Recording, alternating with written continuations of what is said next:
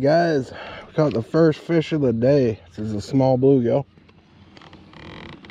on a gulp-alive minnow. We'll be using gulp-alive minnows and jig heads today.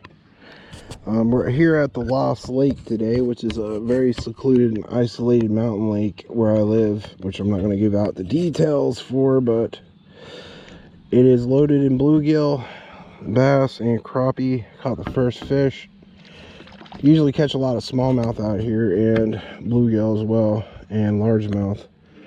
A combination of all three really, and using the gulp-alive minnow, and we are going to be using Bobby Garland bait, type of shad baits. Oh, not a really good spot there, and we got snagged. Well, we got snagged. First snag of the day, dag nabbit. We caught one fish, got one snag. Fudge. I hate this. Oh, Lord have mercy. Well, we caught one fish, which that's a good indicator. Usually catch a ton of fish out here on these little jigs. They're not bedding anymore, so they're probably done spawned out of here. Okay, now getting out of the spot, man. Oh, man. Okay, it's just going to be a straight through video today, guys. That was on the other rod, and we got snagged in some brush. Well, this lake here, we're in mid-June, so not until July the bulrush weed doesn't really grow too bad in here, so we can still fish the bank effectively around these dead trees. Anywhere you see a brush pile is usually where they're loaded up, near brush piles, catching bluegill, crappie, and bass. On my other, I got another ultralight rod here, guys, which is the other Shimano FX series rod. I got a little inline spinner deal here, and we're gonna get in my tackle box here and grab some Bobby Garland baits out with some of this Polanski Fireball stuff. Let me tell you guys, you put two of these little things on there with some Bobby Garland baits of any type you want, or Mr. Crappie baits, will catch you a ton of fish in here. I'm trying to look for the ones I had in here last time. This is these Bobby Garland key lime pie ones. I'm going to use the rest of those. I got another pack in here somewhere of them, but I like the key lime color with the Polanski Fireballs. In conjunction with these Fireballs, you will catch a lot of crappie and a lot of bluegill that way, guys. With a little like beetle spin on it, it'll actually catch you a lot, especially in this lake here. So what you want to do is grab your beetle spin. Now, I do got a video, guys, on how to change out the blades on a beetle spin. We're using a gold one. Usually gold is money, especially when you got a hazy day like today and you get a small jig head, like a 1 1/6 ounce jig head. You could use a 1 1/8 ounce jig head, depending on how big the fish you are catching. And I think this one has like a size 8 hook on it. And you just take one of these little Bobby Garland baits like this and pull them out of the package. You can catch them on these little Bobby Garland type of baits, baby shads, without the balls on them, but the Polanski Fireballs kind of juiced it up a little bit. And I've used these in this lake before and had really good success with them. And you just tie it on the hook like that, guys, and basically that's all you got to do right there. You take one of these little Fireballs, or two of them, or how many you want to use. They get all over the place, so keep that in mind. You stick them right on the end of the hook like this. We got another one here. Oh man, I dropped it. Like I said, they're squiggly and they're hard to pick up. You want to put about 2 of these on here like that. You could use those little dough baits from Berkeley too, but these work actually pretty good too. I thought I can get 2 of them on there, but it just didn't want to go. Well, we're only going to get 1 of them on there, but one or two of them on there is fine. And what you want to do when you got like hazy days like this is you just want to chuck it. Sure your drag's set pretty good. And just chuck that beetle spin out there like that. Reel it in slow, like you're pointing the rod tip down. And just reel it in slow until you get a hit. That scent on that little ball will help it attract a fish to it. But we may not catch anything on it because all these flies up on the surface here are getting nailed by all these little fish in here. But you know, basically that's a good blade right there for this. You could put a minnow on there too on the end of it if you want to, but I didn't really get a good cast out here. But you cast it near the bank sometimes, and you can cast it near structure or brush, you know what I mean? Spinning rods, bait casters, whatever you want to use. Okay, I didn't get a good cast there, but these are usually dynamite little lures. They'll catch you a lot of fish, but it takes a lot of work to catch a fish with them. Oh, felt like a fish hit it right there, but I don't think so. I'm getting stuck in this darn. Well, they do attract a lot of weeds too, so, and you got to constantly put those little baits on here, so they do work. And I do got a video on how to modify them with different blades. You could use like Colorado blades. This is more like an Indiana blade on this one than a Colorado blade, but the little scent attractant will help it out a lot to catch crappie on there. Just put that little ball on the end of the hook like that. And you can do this without the blade and like use a bobber or float.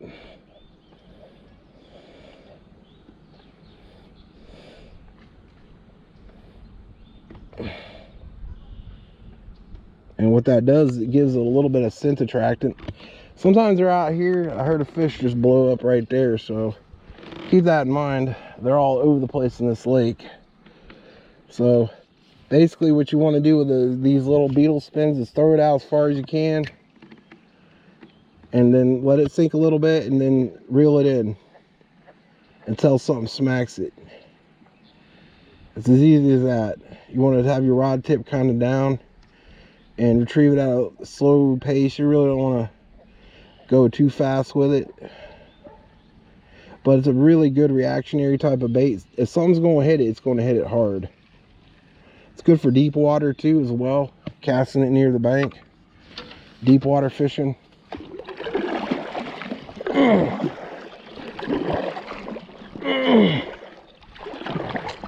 Like I said, I usually catch more fish with the without the little spinner on it, but the spinner does kind of help out a lot. And you want to cast out as far as you can and just reel it in real slow. That's just the way beetle spins are. Sometimes they'll work, they're dynamite baits, and sometimes they don't work. But the majority of the time they do work. Especially you got cloudy conditions, but if you got a lot of weeds, you don't want to fish these in a lot of weeds, because it impedes the lure basically. Oh, felt like a little thump there, but I guess not. Maybe if we can throw it out a little further out in the deep here. They might be keying in out deep right now, so throwing it out deep usually is a good effective way to use these lures as well. Just throw it out deep, find some structure, reel it in slow. Like I said, we may not catch anything with this lure, but you know, it's a possibility. You know, with those little Polanski fireballs on there, they usually help out a lot with the scent attraction.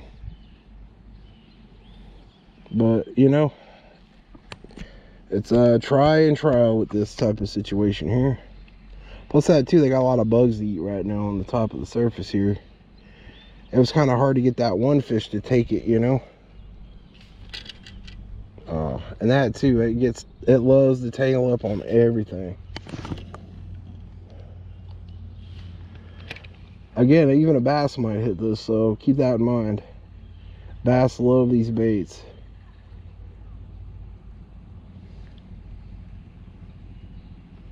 Well, we got a lot of overcloud, like overcast. These lures work really good for that. Let's see here. Oh, felt like something hit it. It must be weeds. Probably got snared up on a bunch of weeds. Yeah, it wasn't weeds, but it's close. Again, we may catch something on this lure, we may not, but I know the color is a good color, dynamite color for fishing. And it might be the wrong time of year for using a beetle spin. But if something does hit it, they're going to thump the crap out of it. Oh, felt like something hit it right there. If worse comes to worse, well, I could just switch it out to just a standard jig head. You know, I don't know how much battery life I got on this GoPro, guys, because when you use a GoPro, it makes little video clips, and I got to go through all those video clips when I get home after downloading it on my computer and stuff.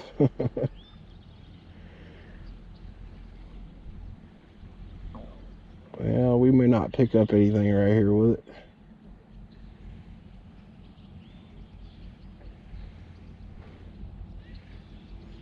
Something would have wanted it. It had already hit it already. But like I said, sometimes you catch stuff with them. I'm getting snagged up on weeds is what it is. Try to closer to the shore maybe. Might be a way to catch them.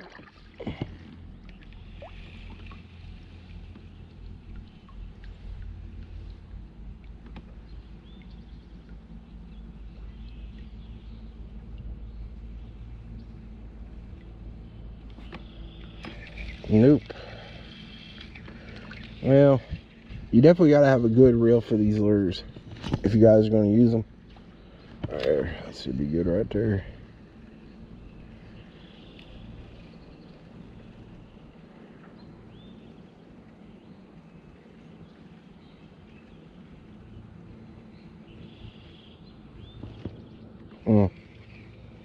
Yeah, it feels like I'm hitting weeds.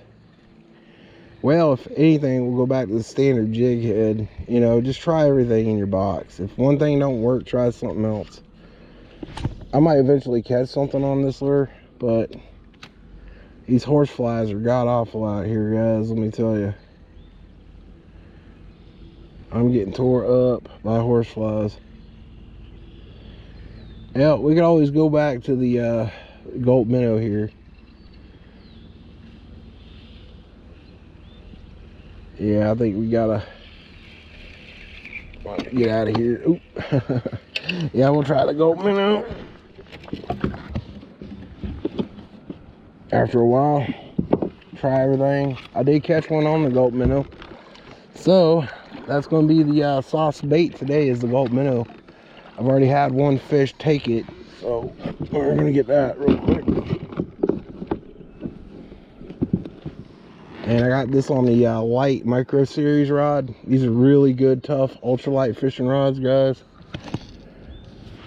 On the Shimano Sienna. Let's see if we can pull another one out of here, guys.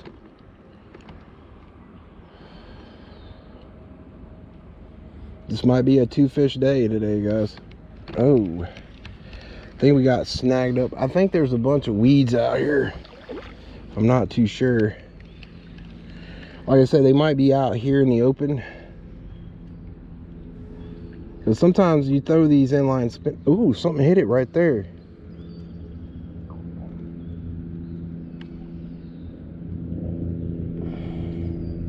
Dead stick it. Oh, had a hit right there too. I was just dead sticking. Oh, there's a fish jumping right out the water over there. Holy smokes, they're jumping out of the water after these bugs. Oh shoot, that was a bad cast. I just saw a fish jump over there. Probably catch one over there. But these fish in here are very, very predatory. These fish in here will smack anything you throw in front of them, pretty much. They don't care. Okay, that was a better cast. I screwed that cast up majorly. Well, like I said, today's one of them days we're trying out everything here today, because I haven't fished in here in a long time. So we might not catch anything. We may catch a bunch, we may not. Usually I catch a lot out here, guys, a lot. This is a really good lake for catching tons of fish, bluegill mainly, and smallmouth bass, little baby bass, stuff like that. It's the first time I've came out here though when it's really nice. You know, usually it's really bad weather, windy, stuff like that when I come out here. Well, we got a blowout in my reel. Look at that. Look at there. Look at there. That's a real bad blowout, guys. I don't know if I can get around that. Okay. Come on, come on, come on, come on, come on. Yeah, we had a blowout. Try to get a hold of that line. Dagnabbit, that sucks. Oh man, I had a major blowout. I might have too much line on my reel. That's what I'm thinking.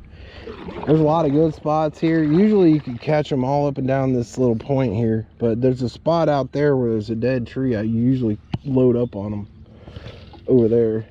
Oh, some trees right there. There might be one in here, we'll see. But these lures are usually dynamite out here. But I'm gonna fish my way along the bank here. If I don't catch that much, we're gonna go straight out to the center of the lake, because they might be out in the center of the lake instead of being near shore. I think there's just too much weed, bulrush weed, and hydrilla out here right now near the bank, and it's just going to catch my lure up on everything. But I did see a fish jump over there, and I'm not. That's the thing about fishing though, you look where fish are jumping, see if there's any activity near the shore, and that's a surefire indicator that there's going to be fish in that area. It is kind of pressured though right now, I believe. Oh, something hit it right there. I threw it right in a good spot, dude. Oh.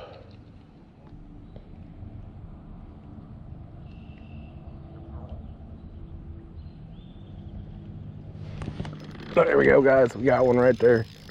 Get him away from the tree if I can. Oh, it's a bass. Look at there. Look at there. We got a bass, guys. Gotta grab the ding. There we go, guys. Nice little bass. I'm getting tangled up and everything. Oh, there we go. Got a little bass, guys, right there. Like I told you, patience always pays off, especially when you're fishing, guys. Oh, look at that little old booger. Little largemouth. Oh, I caught him right on the upper part of his lip. Oh, he threw off. Don't get underneath the dang. Oh my goodness. Come on, fella. Well, he fell off the dang hook there, but there you guys go. Little old bass. You catch a lot of bass out here on these lures, and they'll hit the crap out of them out over here. I saw that bass jumping over here, so yeah, that's fish number 2 on the bass. Caught that little booger right there in that corner. Might catch another one. I was trying to get him out of them trees. He was going straight for them trees.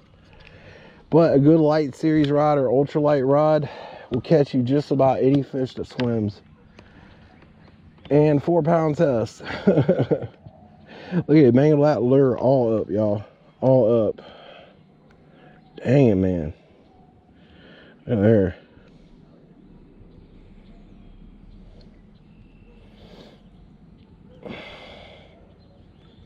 Boy, he mangled that lure all to pieces, man. Holy smokes. And make sure your drags are set pretty good, because they'll take off with it and jam you up really good. Well, that's the first bass. We got 1 bluegill, 1 bass. That's 2 fish. Got to keep track of how many fish I catch. Oh, right there should be a good spot. There's many in that spot. Oh, I got snagged. Nope, I got snagged. Dagnabbit. Well, it's pretty shallow in here. Maybe I'll get my jig back. Dadgummit. That's the second snag, guys. Fudge. I'm using a light series rod, so.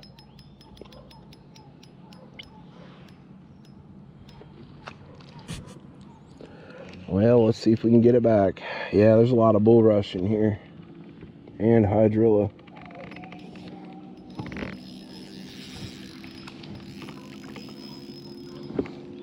tree limb. God bless it. Mm. Mm.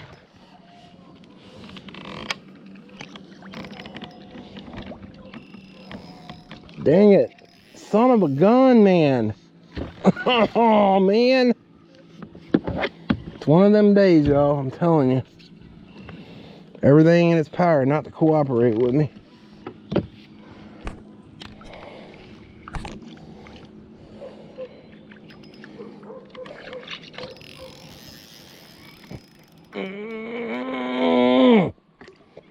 Okay, we got it back. We got tangled on that dang thing. Man, it is tearing my lure all to pieces, man. Well, we got it back. It didn't bend the hook, so I think we'll be safe with that, I think. Oh, dang it. Man.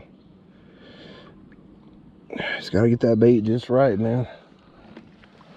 Oh, we got that one bass, but we got a major snag. Oh my goodness, it didn't cast very well.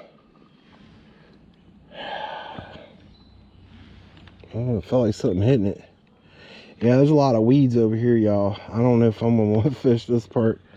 Like I said, there's probably gonna be more activity out here, but let's just give it a go down here anyways. Sometimes you can catch them away from the weeds, but I'm thinking they're probably gonna be deep today. I did catch a few near the bank though, because I saw him jumping. Maybe we can keep it out of the weeds if possible. But if not, we're gonna have to dig out the old Bobby Garland bait and use it, you know. Because they catch fish out here too. I've caught plenty of fish out here on them.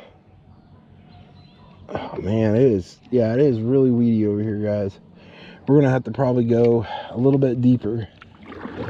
Oh, I'm on a tree. I was stuck on a tree, y'all. They are jumping near the shore though, but I blew that spot out when I lost my rig.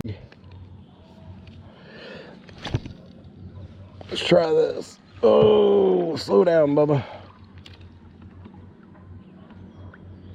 Yeah, they're out deep, and I'm tangled around the bow. Son of a gun. Dang gummit. Yeah, so I don't like fishing in this kayak, and I usually don't fish in it because I always get snagged around the bow. Always get snagged around the bow in this thing. Okay, let's try that again. Fudge, man. There's a dead tree down over there, a tree limb or something. And usually, sometimes you can catch fish out here deep. I've had fish just hit as soon as I throw it out. You know? There's a lot of activity over there. There's something jumping over there too.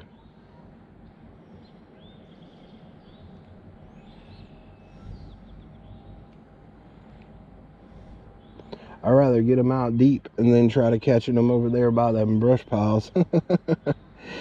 This time of year, you want to go deep anyways, because they're going to be deep no matter where you're at. And this is the only yellow one I got left. I used all my yellow ones. My yellow and pearl white Gulp minnows, not the Bobby Garland ones. Yeah, it's kind of weedy out there too. I got some weeds on there. I swear. Ugh. Like I said, guys, it's all about casting, finding places where you...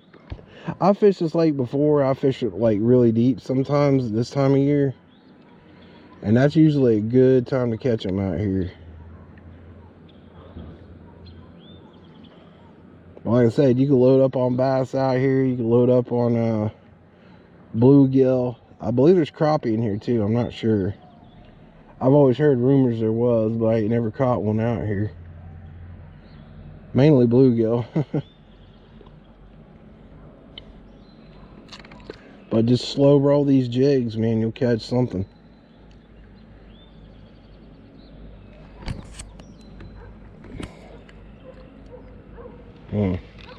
Let's try casting it towards the shore here. Maybe we'll get some activity over here.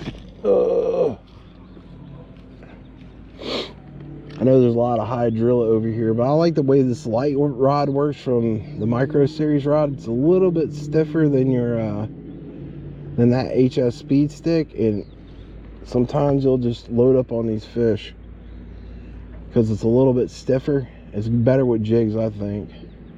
Slow rolling a jig. I don't know, it felt like something was dragging it. I don't think so though. Okay, let's move down a little bit more.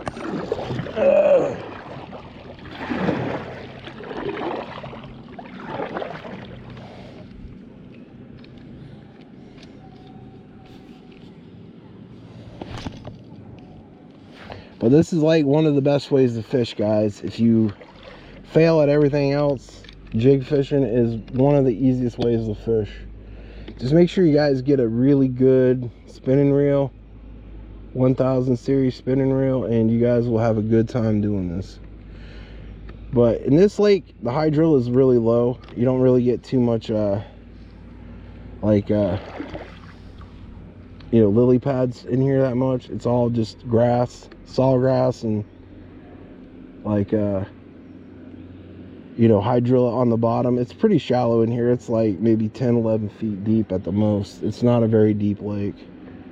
I usually catch more fish in the early spawning here than I do in this time of the year, but I do still catch fish in here. I'll pick up a few, like maybe 1 or 2 fish, like bass that'll ambush your lure or something. You know you got a bass, they'll just take off with it here.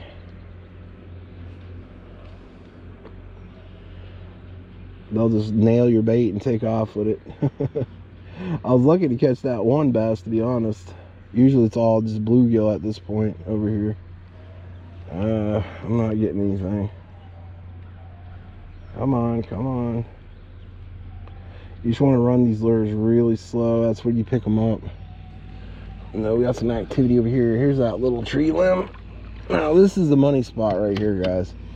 This is where I catch most of the fish out here, near this tree limb.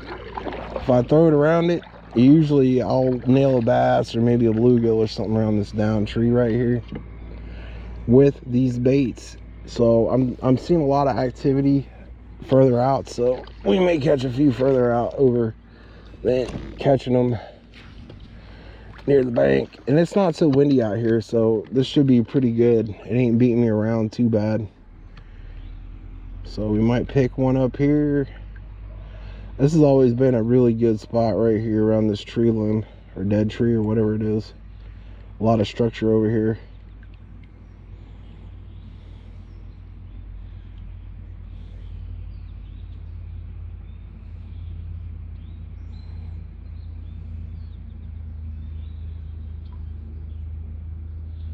But I've been, that pole will snag you a lot though.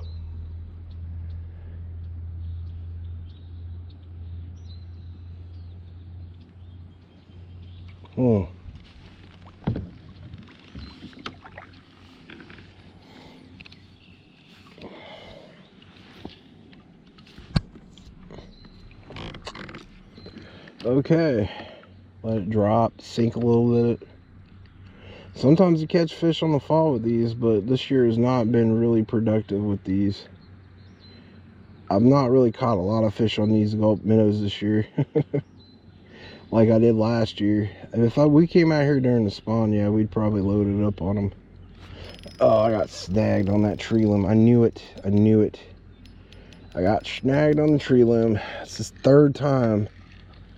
It's been a snaggy year this year, guys. Hopefully I can get this unstuck.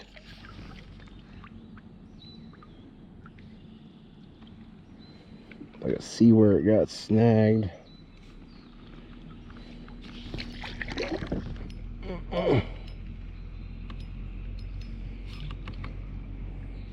There we go. We got it back. But it's a big old tree limb down here. We might be able to snake one dead stick in it over here. I don't know how deep it is though. I don't know, we'll see.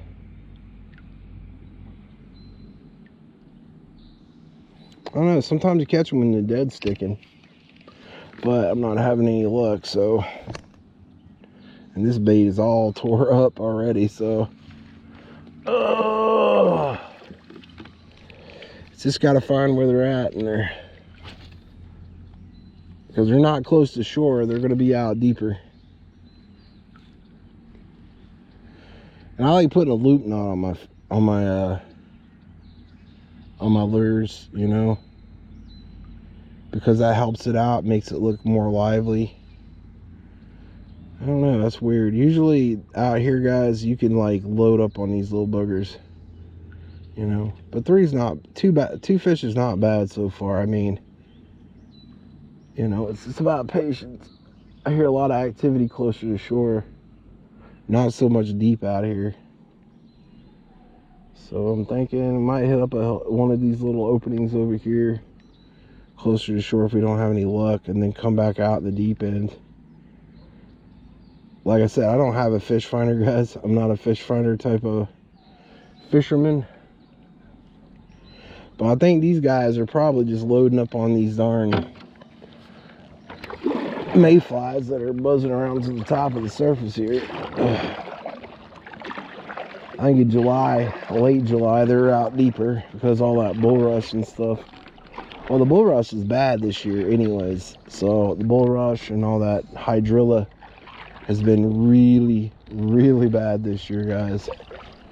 But again, move around the lake, fish a couple spots. If you get more than one fish in one spot, usually that's a good indicator they're in that area, or you just hear where they're jumping, and usually you might be able to pull one out of there.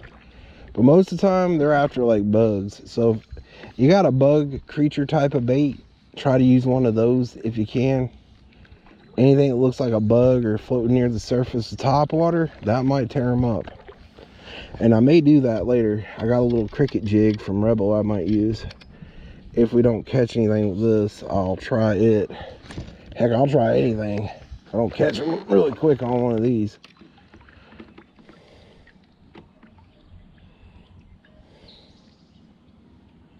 This looks like a good spot, but again, too many weeds.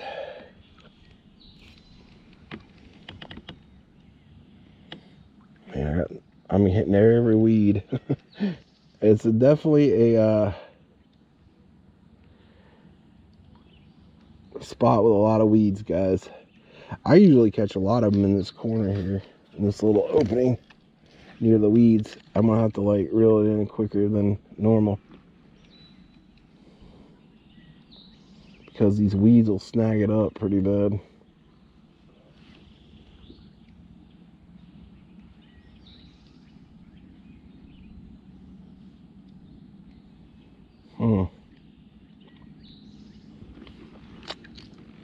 Well, I hit every weed on the way down, man. Look at that.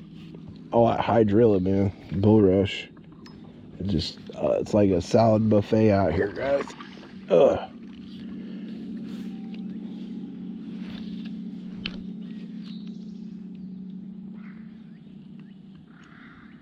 Oh, man, something nailed it right there.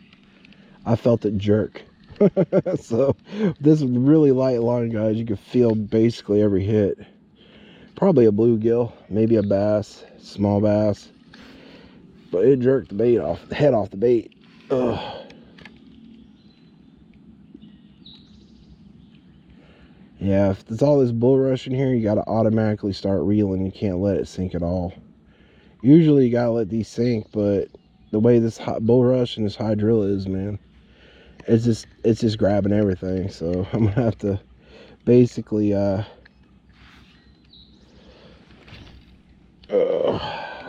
this one doesn't cast as good as the other FX series reel I got.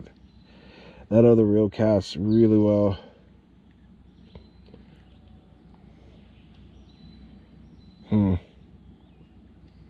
Man, they'll nail the crap out of these usually, but like I said, there's so many bugs out here, guys. They got plenty of food to eat. They may not be interested in what I'm throwing, so.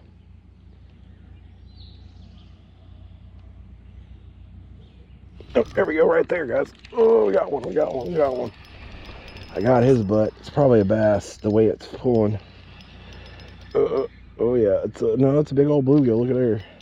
Oh, nice little bluegill. Pretty too. Look at him.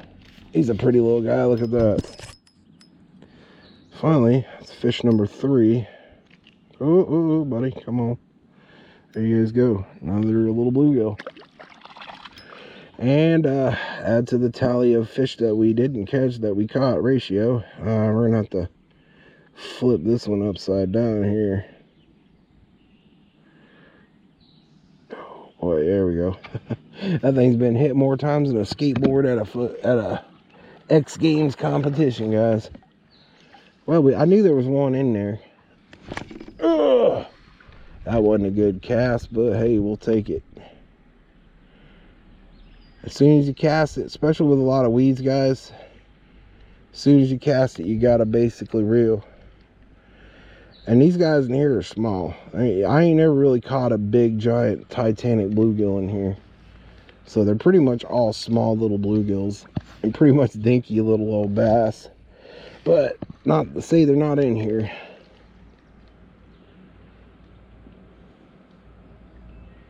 As soon as you throw it, though, this is the tactics I gotta use now, because as soon as I throw it, I gotta reel it because of the weeds. So reeling it fast is the only way I could really get away with this without getting snagged on the bottom here. Let's see here. Nah, we ain't got nothing there. It might be one of those days like we've been getting at the other lake. But the Lost Lake is usually a good place to fish. But, you know. But the tactics here today is you gotta retrieve it fast, can't let it sink. We got a lot of weeds.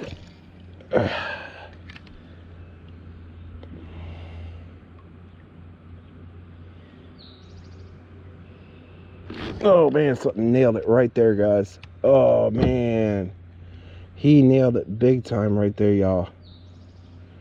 Man, that was a good one too, whatever it was. Yeah, he nailed the piss out of it. He's got my jig all scribble scrabbled. Oh, okay, let's try to get that over there. Oh, dang it. That'd be a good spot though.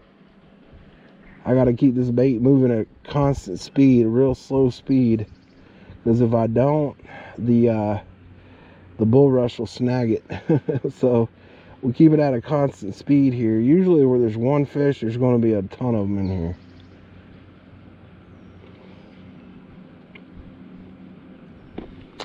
And these guys in here are aggressive, highly aggressive.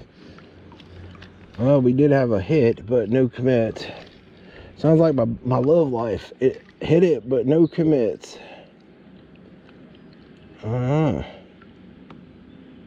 Must be some bulrush in there, because I'm grabbing everything right there. All that bulrush and high drill it in there, man. You gotta cast it and reel it as slow as you can.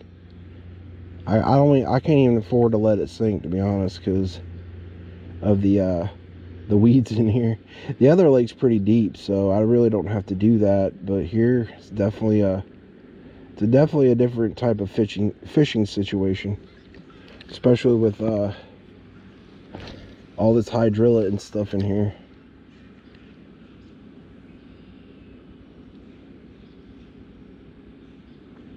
So we can't afford to let it sink, not one little bit. Again, like I said, we might catch something in here, we may not. Oh, something hit it. I'm gonna let it slow down.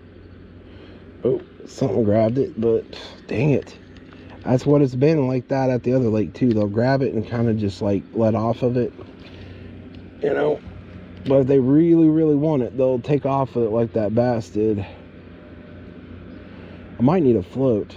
If I had a float fishing close to the surface here, it probably won't be bad, but I unfortunately left my floats at the house.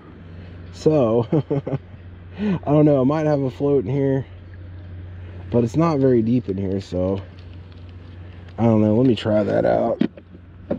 Since we're fishing closer to the bank here, I don't know. I don't have a really good float in here.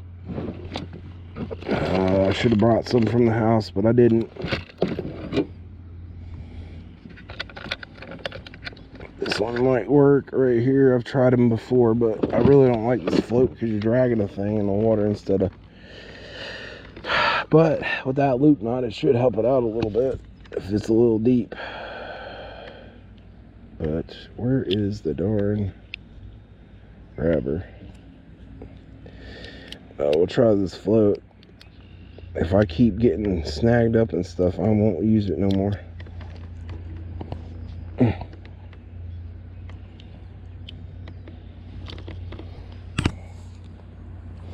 Alright, let's try this float, guys. Since we're fishing closer to the surface here, this float should help it out a little bit, because I don't like this float because of the very reason that these floats, you got to drag them and stuff, and you know, we'll eventually try to get the depth right, but I think that might do it. Usually the way you want to check your depth with a float is if it's not standing straight up, that means you don't got the right depth. That should be it right there, guys. And the way you use a float is just kind of like reel it a little bit, twitch it, especially with these little baits, and then when the float goes down, you reel it as fast as you can and raise your rod tip up. And let's see here, nothing's hitting it, so you want to reel it a little bit. Sometimes if you jerk it, it'll raise the bait up and drop it back down. The natural wake of the waves will also help with it as well.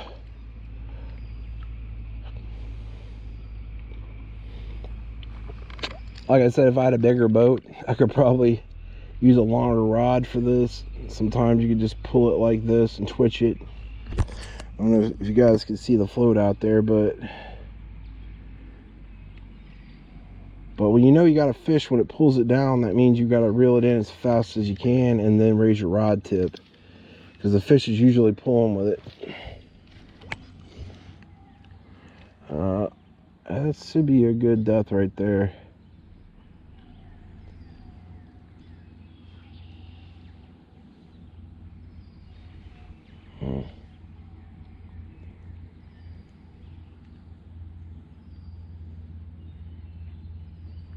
Well, I don't know if you guys can see the float, but usually a float's good. I don't know if I got it deep enough though, to be honest. It should be deep enough for here. Well, I don't think we're going to catch anything over in this corner anymore. I might as well move my spots because it's so shallow here in this deep end. I mean, in this corner here, it's shallow, so I was just grabbing every dang weed over there. But we'll try to fish this like front line over here. All these weeds over here and stuff. We might pick up a fish over here.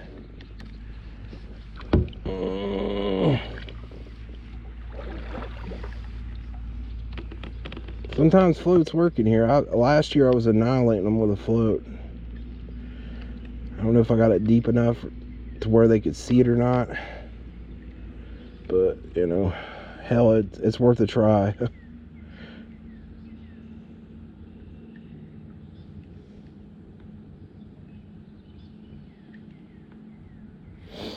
I guess not.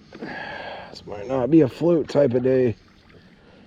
Sometimes it is a good day to use a float, especially when you got a lot of current and a lot of wake and waves and stuff. That's usually the best time to, oop, dang it. Come on, out of the bush. Okay, there we go. Now it's deep enough. Oh, see right there. Something just hit it. Something's still hitting it. You gotta wait till it goes under, guys, before you can pull this and then reel it. But make sure you guys reel it in as soon as you see that bobber go down, guys. Well, something hit it. Something's nailing it, but it's not going under quite yet. When something nails it and goes under, then that's when you guys pull it.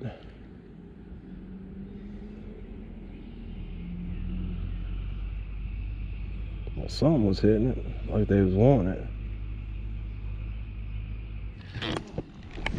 See, like that, I got a little bit over anxious with that lure. It didn't quite take off with it yet. Oh. Okay, let's see if he hits it again. I don't really like this float. This is one of the main reasons why I don't like this float so much, is because, you know, you gotta drag the thing through the water, and it's the only one I got on me.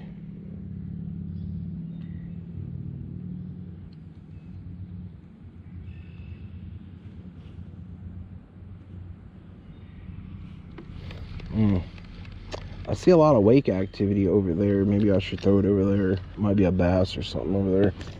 I might want it. Oh, right in the bush it went. There it goes. That's where I saw some wake going right there.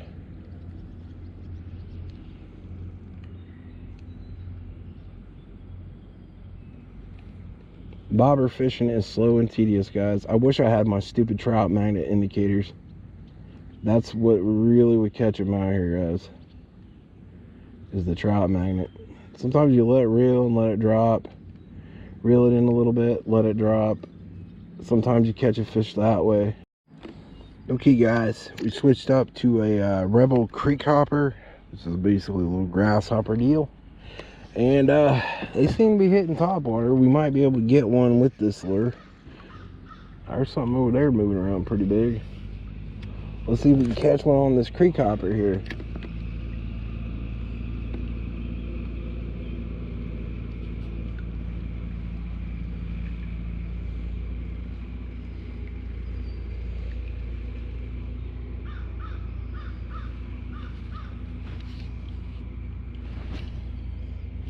These bluegill, like anything, it's like creek hopping. Anything that looks like a bug might get whacked. We'll see. If not, it's just a failed attempt. But if not, we'll go and try a different bait. I'm gonna go over that spot where I saw those fish jumping near the shore. It's kind of a good bait to throw near the shore. Not so much a deep bait. It's got a slow bill lip, you know, like a shallow bill lip, so it's good for like shallow type of water fishing. But I don't know, we'll see. Usually the little itsy bitsy minnows and the Rebel type of lures work pretty good in here as well. But watermelon seems to be the good color out here. Watermelon color lures.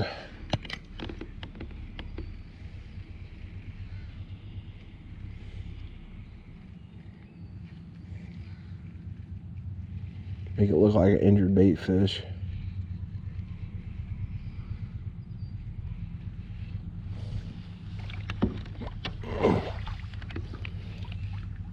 And make sure you check your knot every once in a while.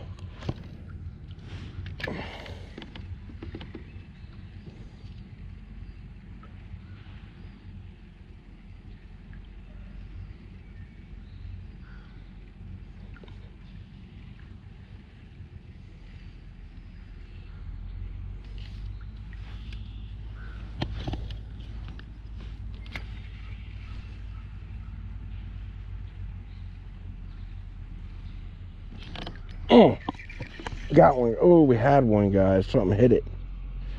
Oh, we had one, guys. Something hit it. Well, okay. That's a good indicator. That means something wanted it. Let's try not to hang it up in the tree here. Well, something hit it. That's a good indicator. Oh, we got one right. Oh, something hit it and spit it. Dang it.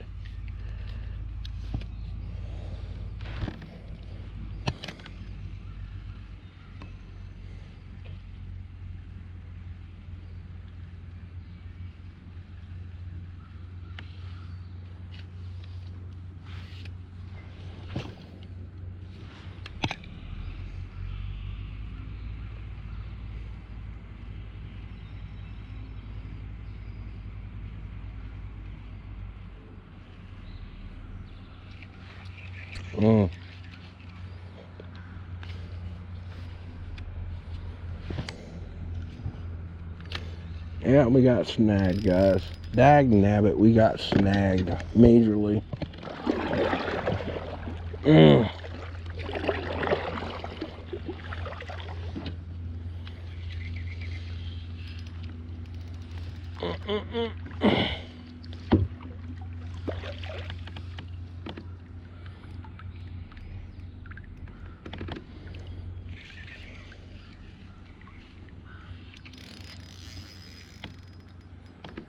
Oh,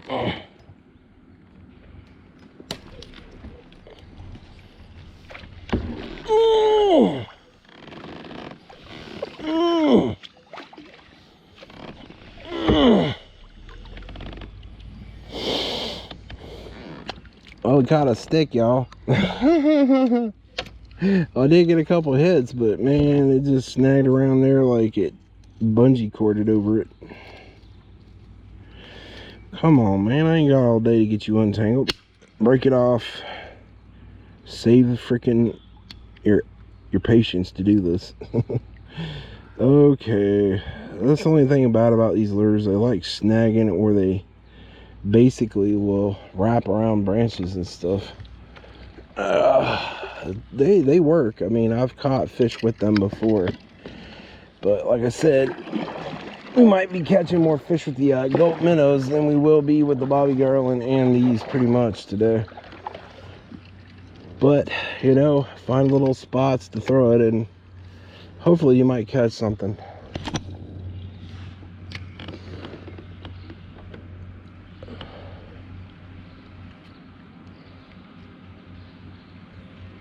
I don't know. We may not catch anything with this lure. It's just to try everything I got out, you know. But it does swim pretty good.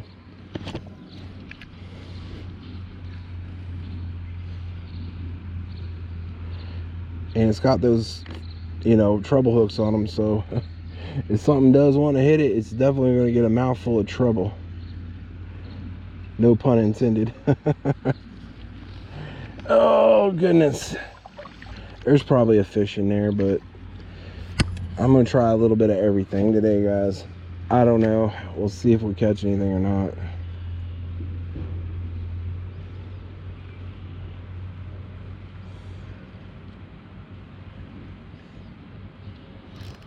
Is that one?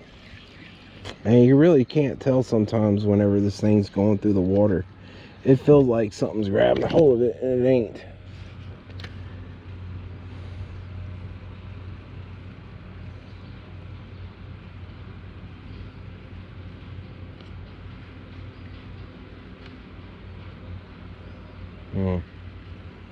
Yeah, we ain't getting nothing on this. Well, you know what? If you cast it a few times and you don't get a few hits, switch it back to what you were using and maybe you might pull a fish. I don't know. We'll try that again. Try use my light rod. And I'm going to try one of these bobby garland baits, guys. If we could see if we could pull a fish with it. Actually, I just used the one on the beetle spin. That didn't work very well. And this gold minnow is pretty much done. But I'll keep it because I like the color, and maybe we'll pick something up with it here in a minute. I'll try this little bobby garland shad bait. This is the key lime pie version. And let's see if we can pick up a fish with it. These things usually are dynamite little baits. They'll catch just about everything that swims out here.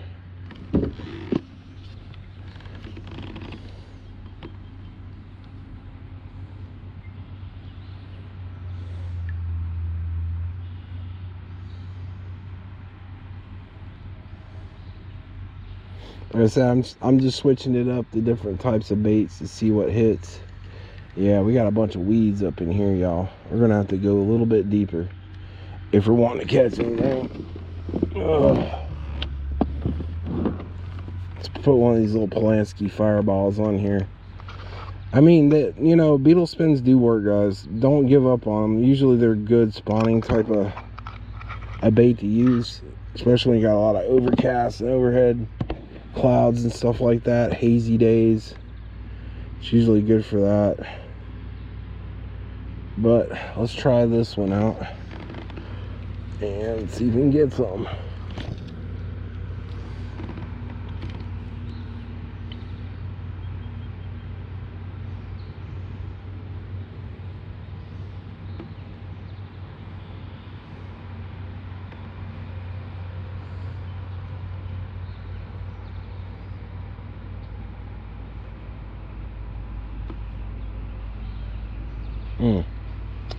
We got a lot of fish activity out in front of us, so something's been nailing the bugs off the top of the water.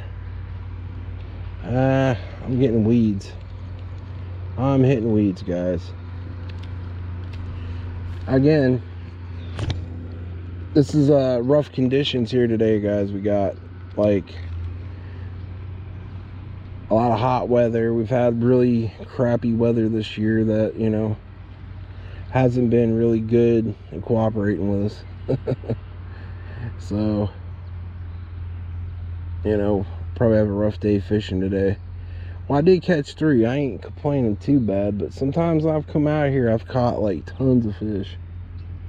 Tons and tons of fish. I hope y'all like that view out there, y'all.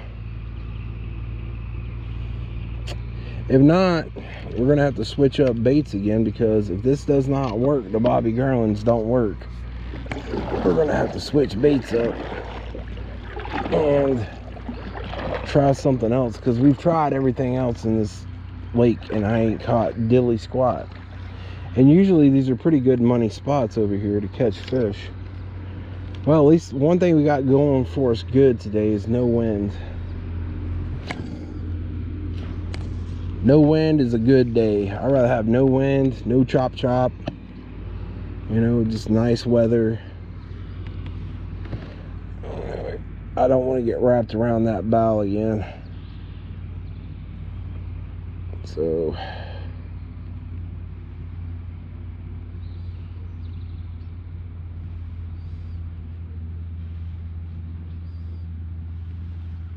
oh, I had a hit right there, guys. Something grabbed a hold of it when I was pulling it back in. Oh, dang it. Well, that's my absent-minded self, because I'm really rusty today. And I haven't fished in a long time, guys, so when you ain't fished in a long time, you get really, really rusty. And you make a lot of mistakes because you're not used to fishing in a long time. When you're rusty like that, you miss a lot of fish because you're rusty.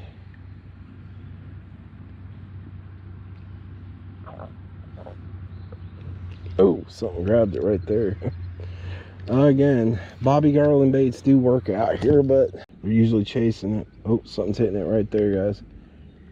Could be a bluegill, could be a bass.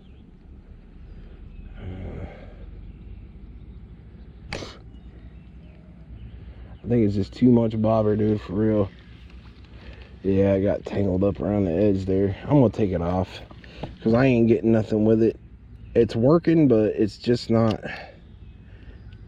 to me, I don't like it because I don't know. The other bobbers I had are a lot better. I like those trout magnet ones because they're smaller and they're lighter and they cast better. Oh man. Okay, let's try this. Just throwing it out there, see if we can catch one.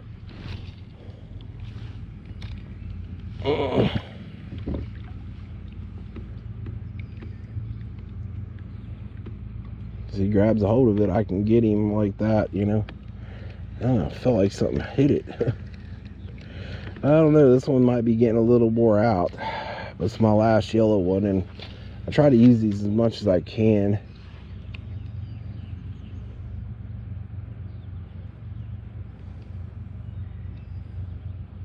That float just didn't want to work, guys. I tried.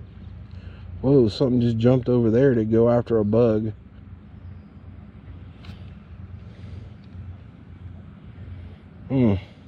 Might catch that one fish that wants it really bad, you know.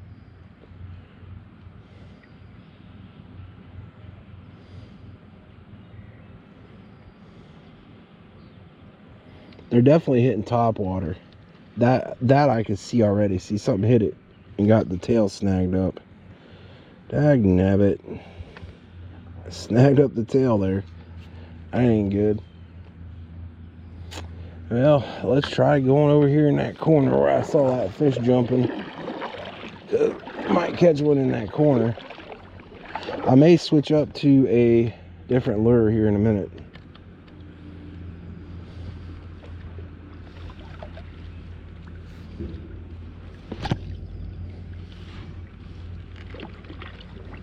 I gotta slow down, y'all. kayak's moving a little bit too fast.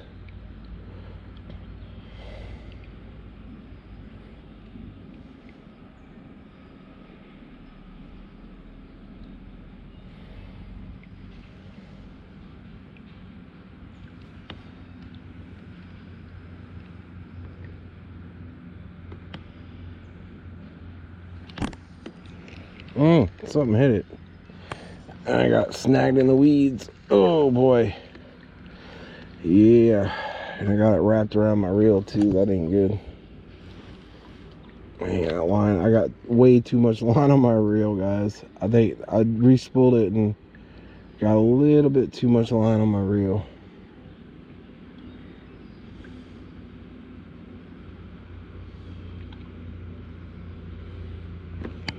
That little corner spot's usually a good spot for fishing. Over here in this corner, there's like a bunch of beds, but I think they're off their beds now. I think they're done spawned.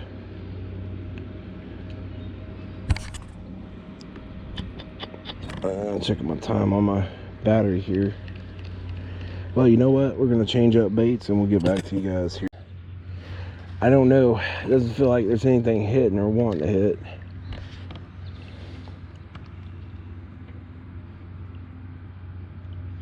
We may have to revert back to the old Gulp Alive minnows, guys. I'm planning on using the other Gulp minnows I got, which are the pumpkin seed color. That might work. I don't know. We'll see.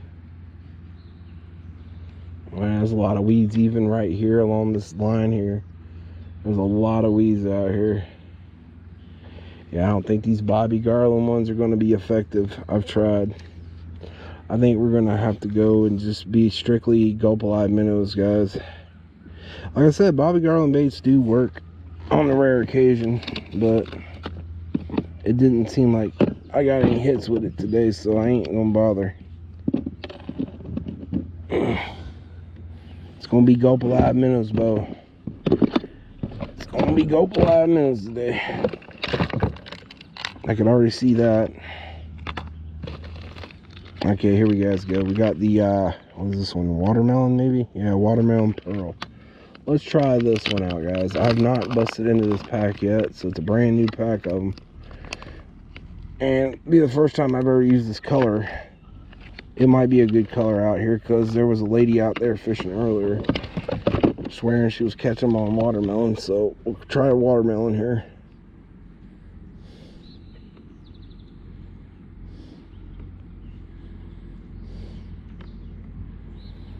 But yes, the ultimate fishing bait, guys, is the Gulp Alive minnows. Where, as you can see, guys, I failed catching fish with the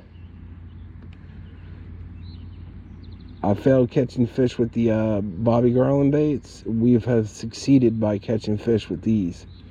So, what's better? Regular plastic with no scent or plastic with scent?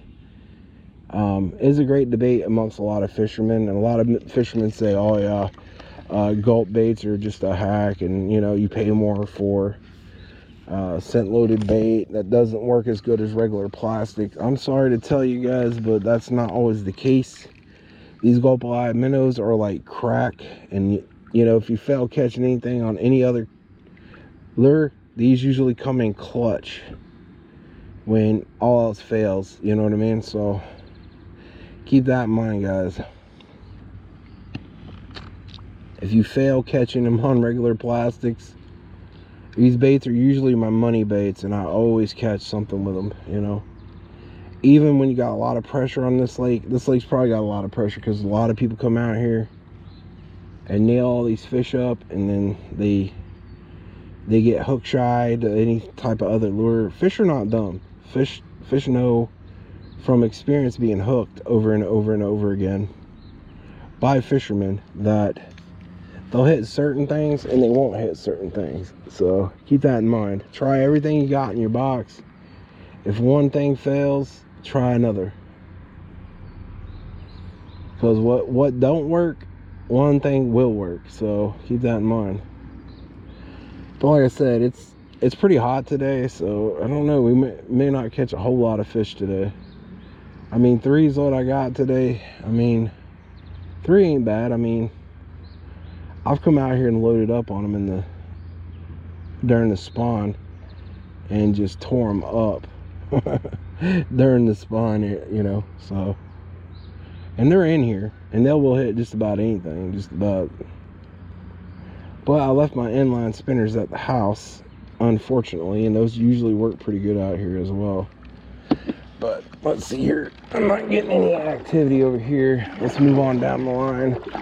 Yeah, it's definitely, this lake has been like the other lake, you know, it's been like a 1 fish per spot type of deal, not 1 fish after another after another after another. So I think it's, the spawn's done and you're not going to catch a whole bunch of fish in one area.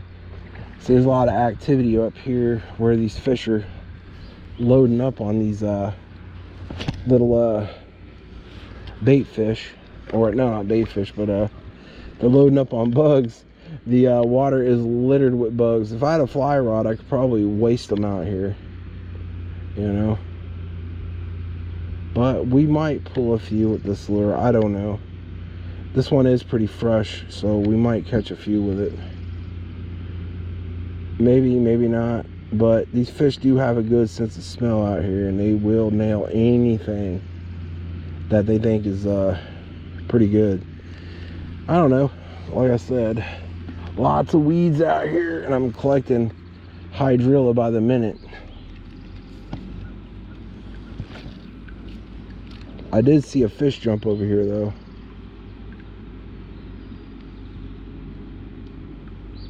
Might catch one on this one. There's a few lily pads over here, not very many.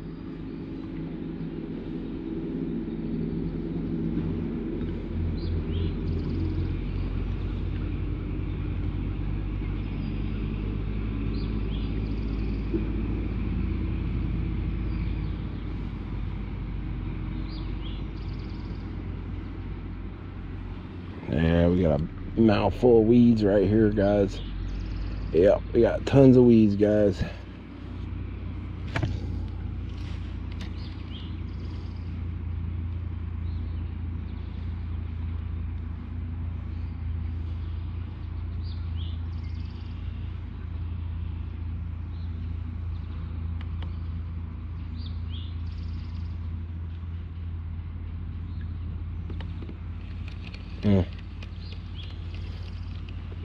A lot of weeds over here, guys. A lot of weeds. Unreal how many weeds there is over here.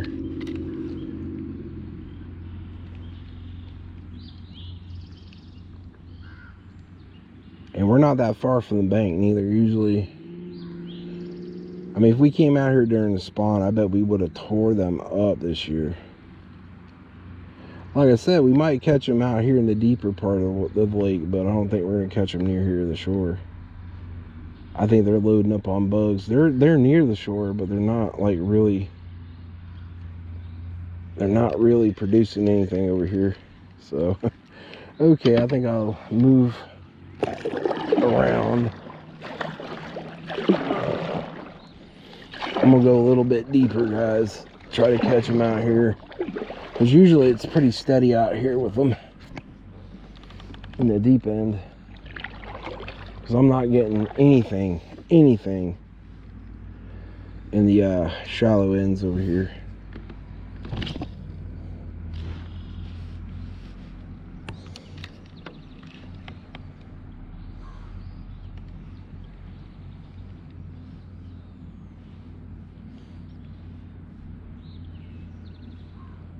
Well, usually bank fishing is money around here, but you know, we got too many hydrilla and stuff out here, so we may not catch anything in this deep area.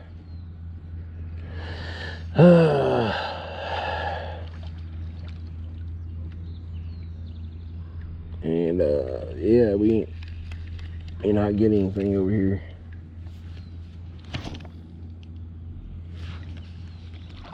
They're usually out here deep.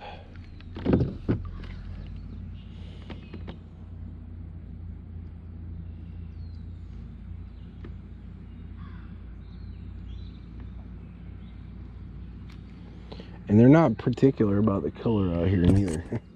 They will hit any type of color out here.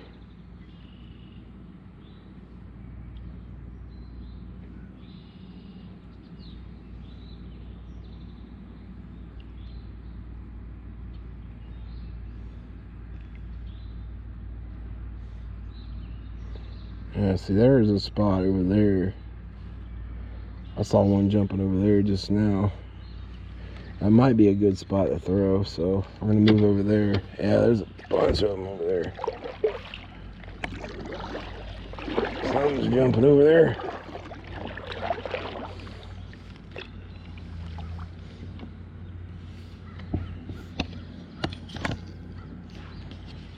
I'm just gonna fish my way over there. Yeah, looks like a little kingfish type of bird dumping on top of the water there, catching bugs, or small bluegill or something.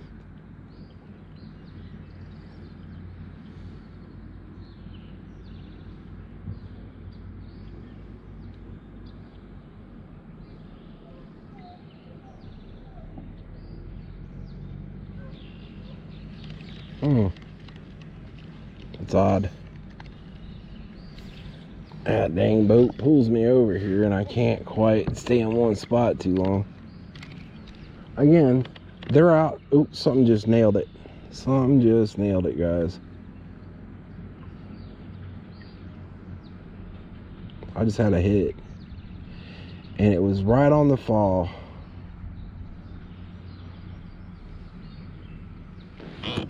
Oh, dang. Yeah, something hit it. I bet it knocked my bait all out of whack. Yeah, it's not really hooked very well. Anyways, let's try this. Move the hook down a little bit.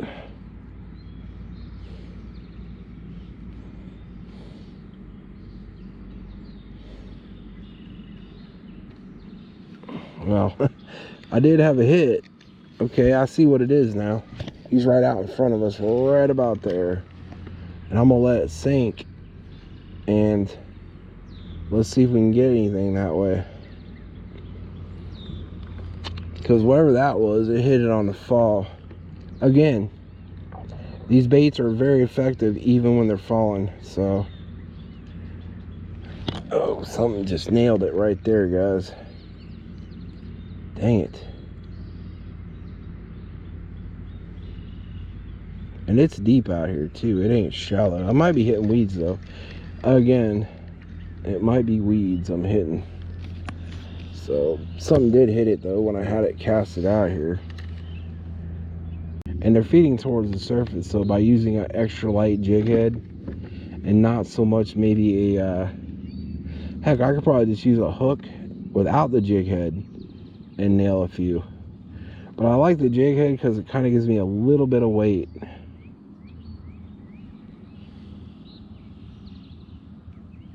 Away from the you know, to where it'll sink really easy. But you can probably use these without jig heads. I've used them without jig heads and still caught fish. So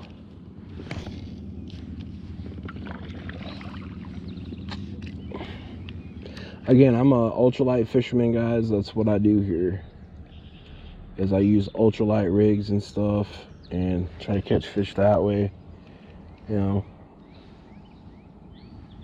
And sometimes you catch them on ultralight stuff, you know. But I caught one bass today, which was cool. Or I might have caught two, I'm not sure.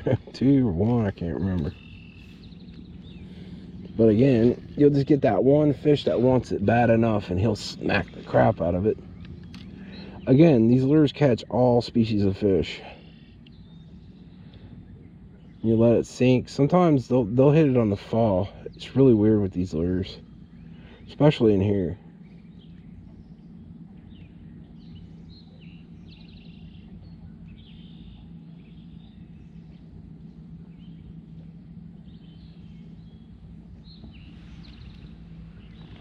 Oh, yeah, I think I'm grabbing weeds here, y'all. I think I'm gonna go back over there by that piece of driftwood that's over there. I think we're getting pretty close to it anyways. I usually catch a few around it. when it gets a little darker out.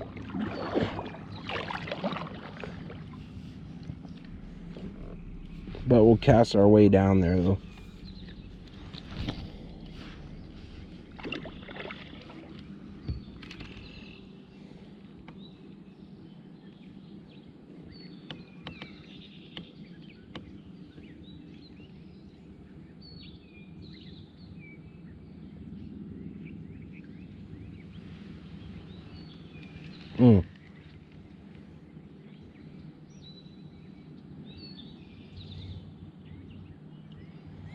Yeah, I don't know. It kind of was, got a couple of those little boogers back there where they're feeding to the surface. I did catch a few near the shore, and I caught mainly a few of them up near over here. Over here by that tree stump. I always catch something by that tree stump. They usually go deep this time of year, and that's pretty deep over there, but it's still kind of close to the surface here. But kind of like let it drift that way a little bit.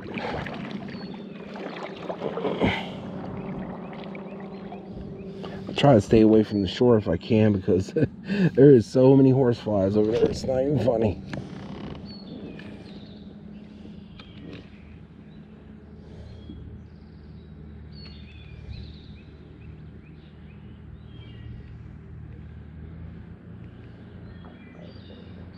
And a lot of these bluegills I probably caught over the years. I probably caught half of these bluegills I've already caught already, so over the years I've been out here fishing. I don't want to get stuck on the bow here if I can help it. But I don't know how much battery I got left in this thing, but whatever we got, guys, we'll definitely have to make a big old video later on with these little clips and stuff I got. Oh, it's too far near that.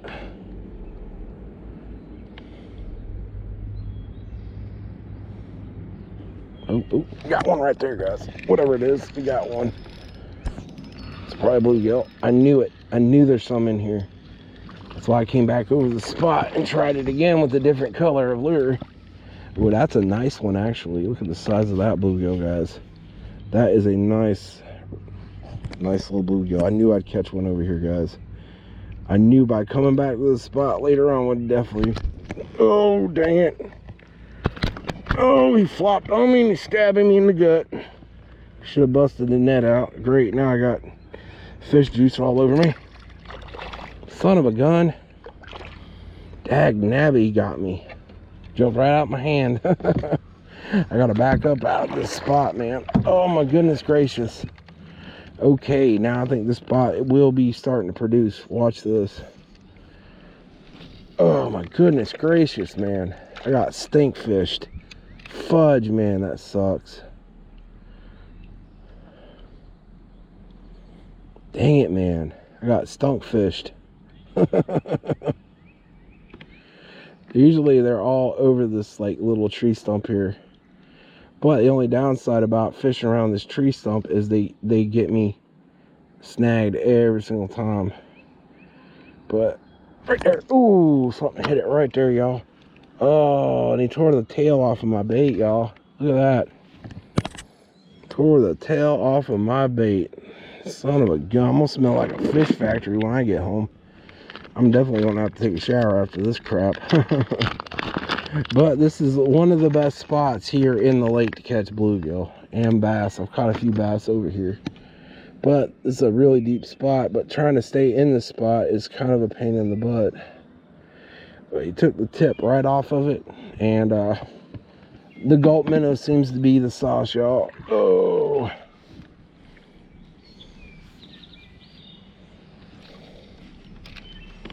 Oh.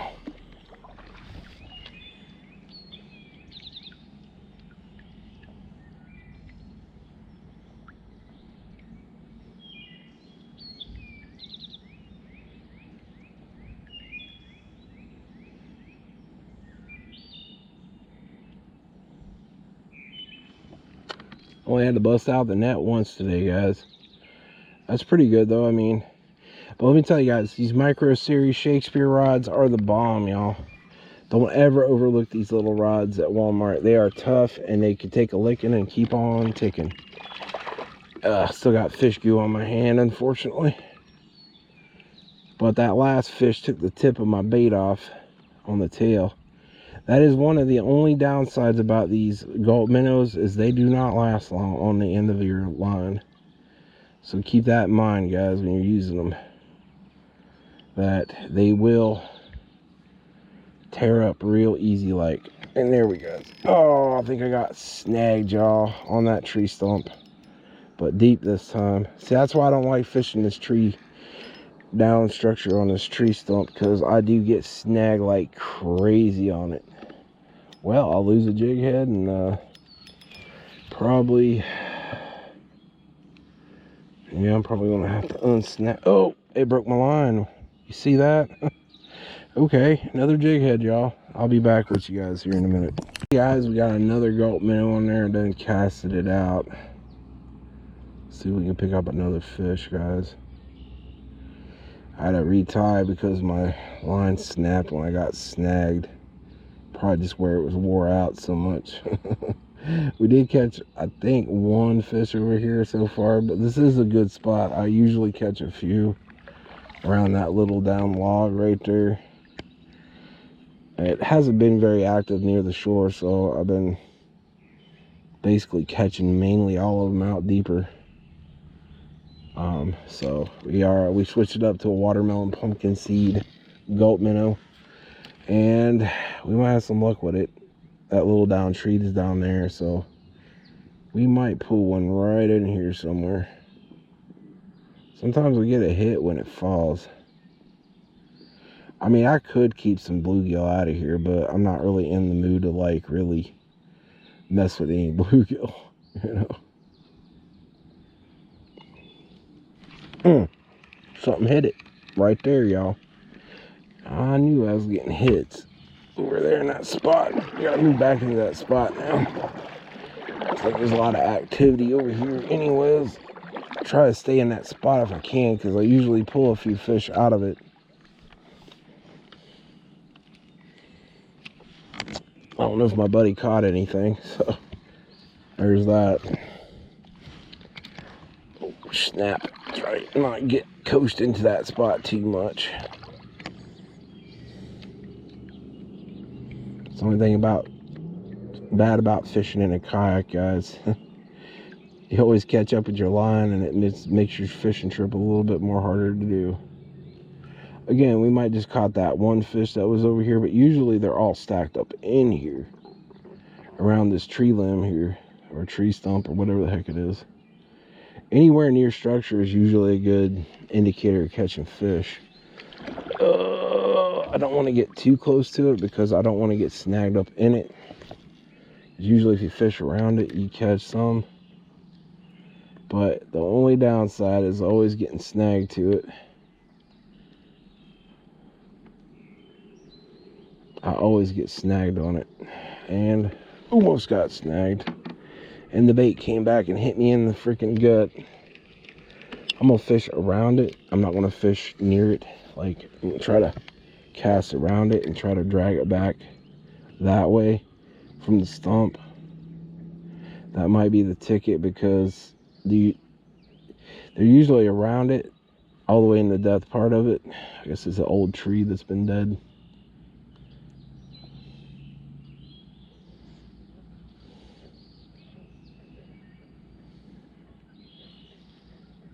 But there's a little beaver dam over there. That's usually a good place during the spawn when it's not all lilied out over there. Right now it's lilied out and not so good to fish right now. I'll try to cast it as far as I can to the bank. Maybe we can pull a fish out that way.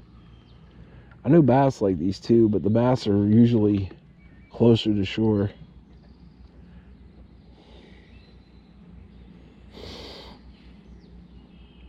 I did catch a bass earlier near the bank, so I'm thinking the bass are near the bank.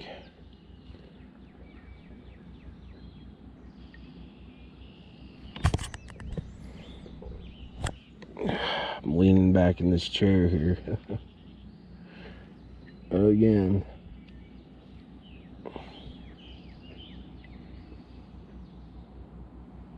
It's kind of hard to work this lure. You know, you gotta find where there's a lot of fish activity to the surface, you know. I don't know, that bite kind of switched on and kind of switched off, you know what I mean? It was hot, now it's not. It's really weird how the bite is here in this lake.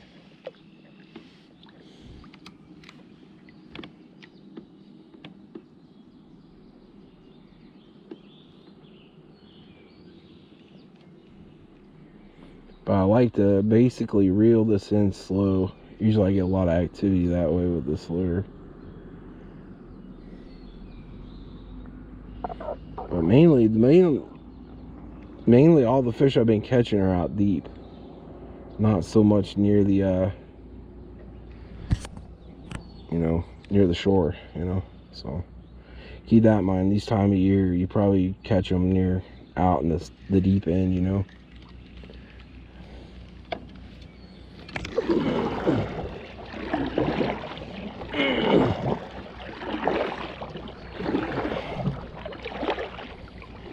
Go out a little bit deeper here.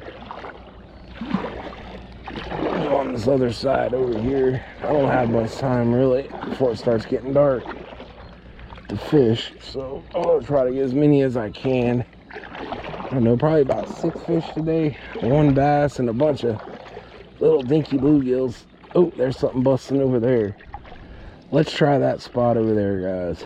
I just saw a fish busting the surface. We might catch one over there.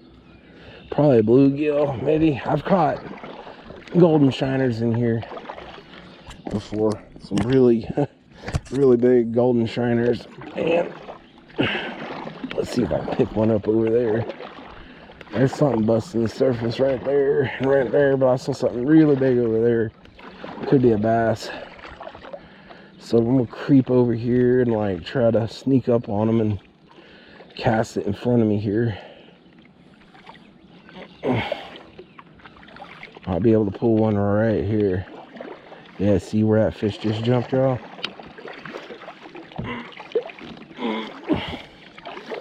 Kind of glide backwards a little bit. I'm gonna dump that lure right on their head. Like that. Oh, a little bit further away than I wanted it to go.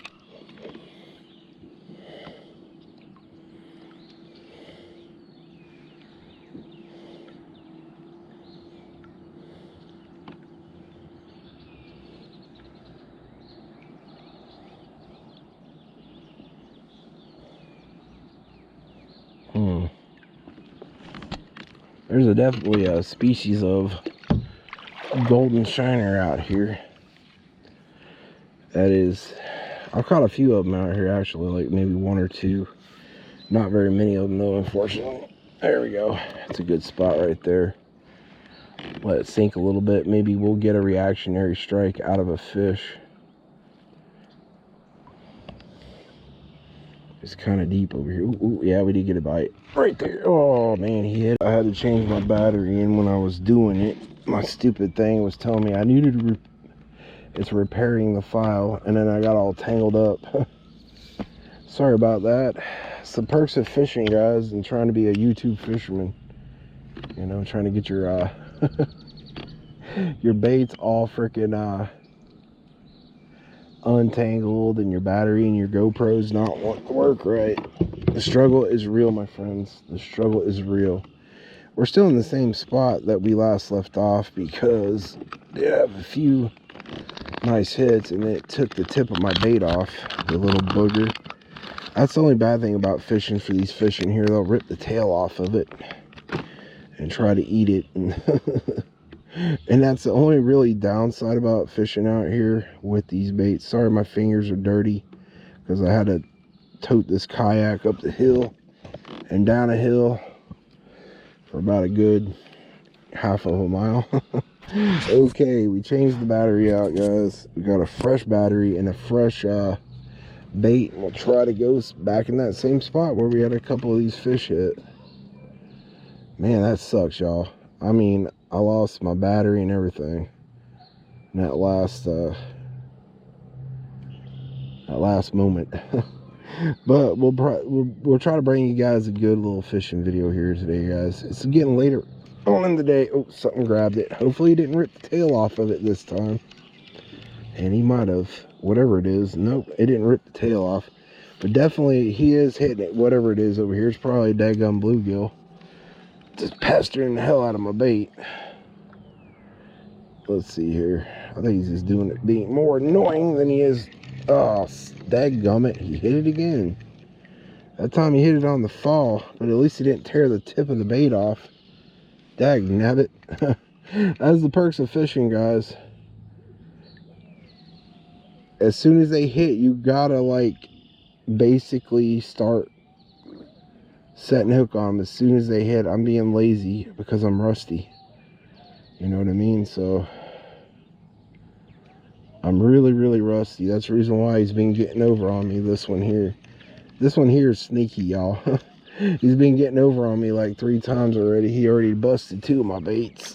And he's snaked me twice. There's something big jumping out there. I'm still trying to catch this one little booger of a fish that's been, you know, ticking me off. So, but I know he's in here because I saw him jumping to the surface earlier. He's just peeing me off right now.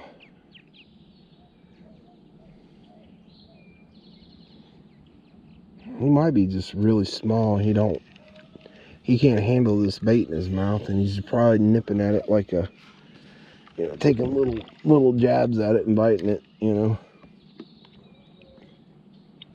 But he's definitely in this spot. But this little bit stiffer rod might get him, y'all. I got a light rod instead of a ultralight this time, and it's been really working really well because it's a little slightly stiffer than my usual rod. And we may move though, because I think old Junior here is probably done figured me out. But there's something busting to the surface over here. Maybe we could throw it over here. I don't think Junior's interested in it anymore, but maybe we can cast it in front of us, y'all, and maybe get one. I saw something busting the surface here. Probably a little ass bluegill.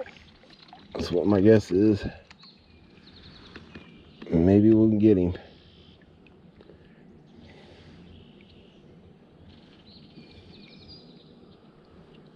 I've been playing with this dang bait more than I've been trying to catch a fish. And trying to untangle everything. More than I've been catching anything, really. It's been a struggle, guys, today. You know, I had 2 little fish rip the tail off my line, off of my bait. Oh, man. See, I done ran over that spot. And it's not very comfortable to sit in a kayak in this prone position. That's why I like using littler rods in kayaks when I'm fishing. Because I'm a big old fella, dude. I'm like 6'3", and I weigh like 258 pounds. So little kayaks just don't do it for me, and standing up in them is not an option. If I try to stand up in this kayak, I will literally probably fall in the lake. But it is a pretty stable kayak so far. I think I want to move over here, down here a little bit, on the other side of this lake, because I ain't getting any action over here. I had a couple of takes over there in that spot, but nothing really wanted to, like, commit to it, sort of. And my buddy's way down there, y'all. He's back in them honey holes of his, trying to catch bass. I don't know, he probably did catch a few. I haven't asked. But there's some in here now. But definitely top water baits would be money out here. Top water baits, these little jigs work really well out here. There's another kingfisher right there, guys. Hitting the surface of the water, catching little bugs, and probably catching little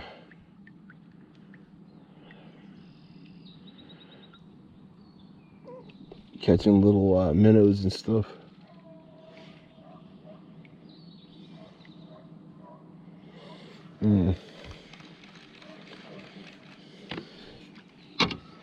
Well, I don't think that's the money ticket right there, y'all. But we did catch one bass, so that's cool. It's better than no bass or no bluegill or anything in particular. I fished that whole section of that lake over there, well, up to that point, because there ain't nothing near the shore. It's all out here in the deep area if you're going to catch anything with jigs.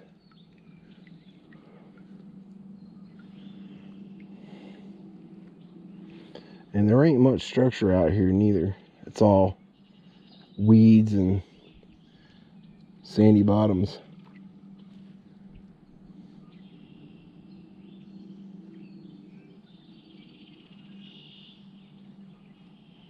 That's the thing though, with these type of lures, guys, you really got to move them slow. You can't really move them too fast. Sometimes, like, if they really want it, guys, they'll take off with it. I've had a few of those today. Grabs and then drops with these bluegill.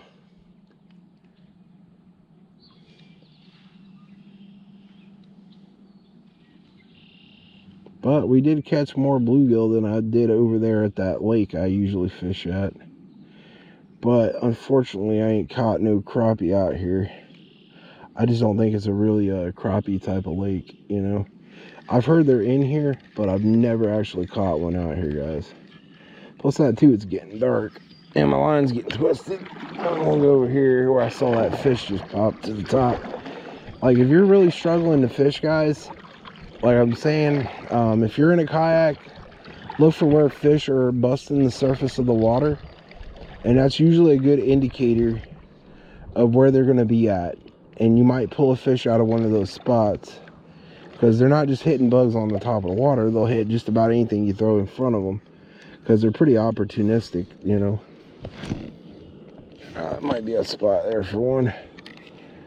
Oh lordy, I turned the kayak around. I don't want to get stuck on the bow again. But again, when you're ultralight fishing, guys, oh, something grabbed hold of that and we got him. Boy, he took off with it. Y'all see that? Like I'm saying, that's right where I saw that fish jumping. Ooh, whatever it is, it's pulling pretty hard. Oh, it's a big old bluegill. Look at that size of that one. Not terribly too big, but, you know, big enough to, you know, not catching a fish in a few minutes. It's definitely a reprieve. Yeah, there I saw where he was busting the top of the water, and I caught him. We'll let him go and try to catch another one. Well, he took off of that. He did not even bother even tapping it. He just took off with it, y'all. You know what I mean? I didn't even barely reel it, dude. It just hit the water and he took off with it. Usually if there's one in one spot, you might catch another one, so recast it in that spot if you want, and if you can. And sometimes that's a good indicator that there might be another fish in there. He took it as soon as it hit the water, y'all. So he wanted that really bad. So like I said, watch where the water in front of you. Watch around the water in front of you. You see something busting to the surface, usually there's a fish in that spot. And then throw that lure in front of them. May not want that lure, but out of instinct, they usually hit those lures. And if there's one in that area, there's always usually more than one. Sometimes you'll get those like ding, ding, ding. And usually that's usually a small fish, or they don't really want it. They're just kind of like investigating it, you know. But I saw him busting that surface, went in there, and I got him. I mean, I didn't get him. He got me. He wanted that lure real bad. He took off with it. Didn't even have time to hit the water, y'all, before he busted that out. He busted it and ran with it.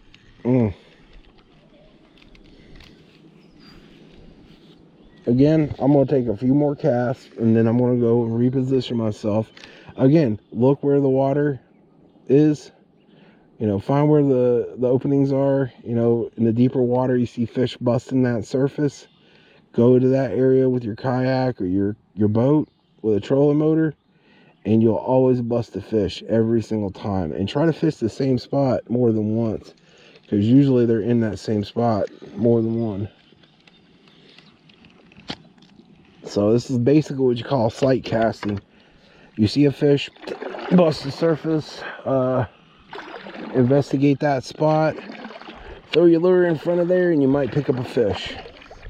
It doesn't mean it's always going to be a guaranteed fish in there, or he even wants your lure, you know what I mean? So keep that in mind, y'all. Again, see, I'm not really doing the right thing right now. I should be rowing around an area and sight casting for these fish, looking for activity on the near the surface. Oops, something hit it right there, y'all. Something hit it right there. Come on, boy. You want it? Take it, take it. Right there, got him. Right there, y'all. Ooh, it's a bluegill. Definitely a bluegill.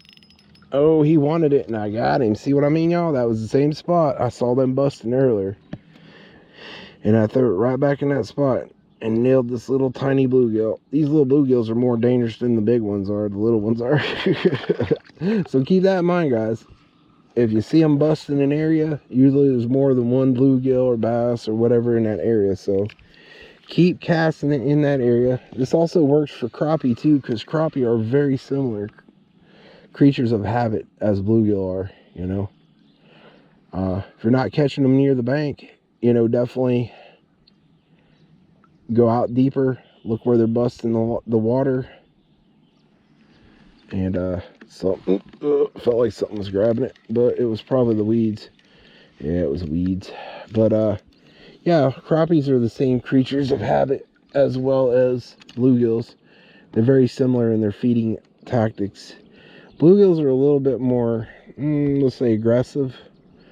Crappies will ding it. You'll feel a ding ding, and then you got to pull it. Usually, sometimes bluegill will do the same thing, but most of the time, bluegills will take off with it.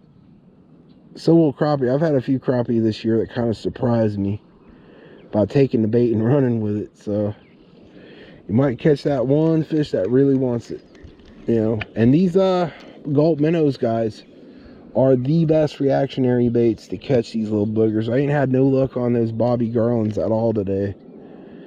So I switched it up to this pearl and watermelon color. Boy, it's been a very good little color to use today, guys. I might get wrapped around the bow there, but oh, felt like something grabbed it, but I don't think it was. Okay, let's go do some more sight fishing here. I'm gonna look around. Make sure you look around your area. Let's see if there's any fish activity near the bank or around you.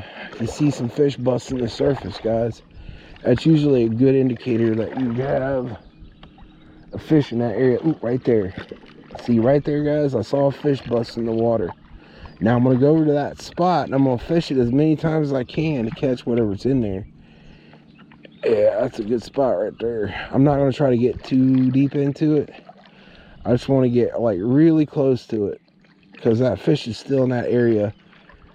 He don't swim around off of his territory. So he's probably hiding in that cover away from bass and other fish. Okay, we got this spot here. We slowed down. And now we're going to sight fish this spot. And, oh man, yeah, got snagged around my tip there.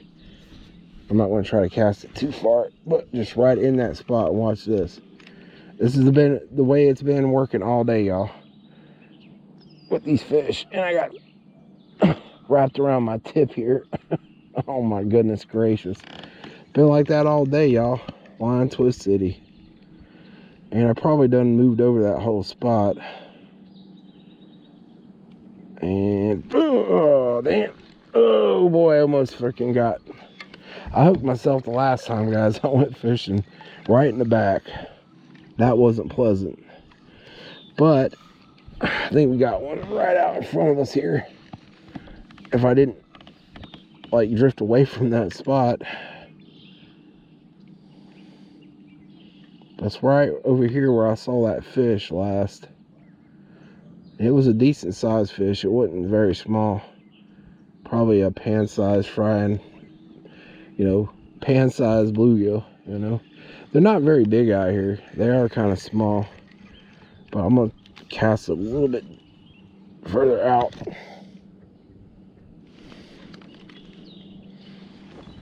I saw them busting over here, so there's got to be a bluegill over here somewhere.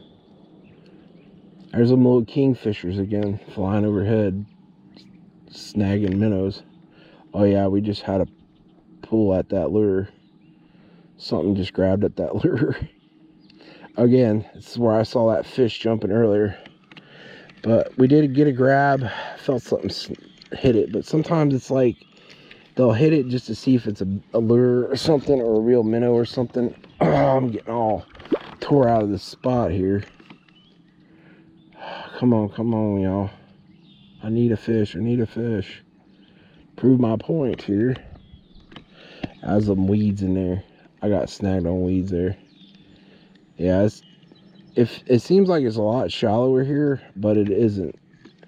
I mean, I thought it was deeper. I mean, but it's actually shallower. But this is the spot I saw that fish jumping, so I'm gonna have to keep this lure moving because it seems to be really shallow up in here. And I'm gonna run it really slow and let that fish grab a hold of it. Once he grabs a hold of it, he's mine. Well, I did see a fish jumping, but again, you may not want this lure. Again, not every fish is going to hit that lure that's hitting the top of the surface. Again, you may have to switch your tactics up in order to catch them. But usually a small little light, ultralight jig head works for this type of fishing.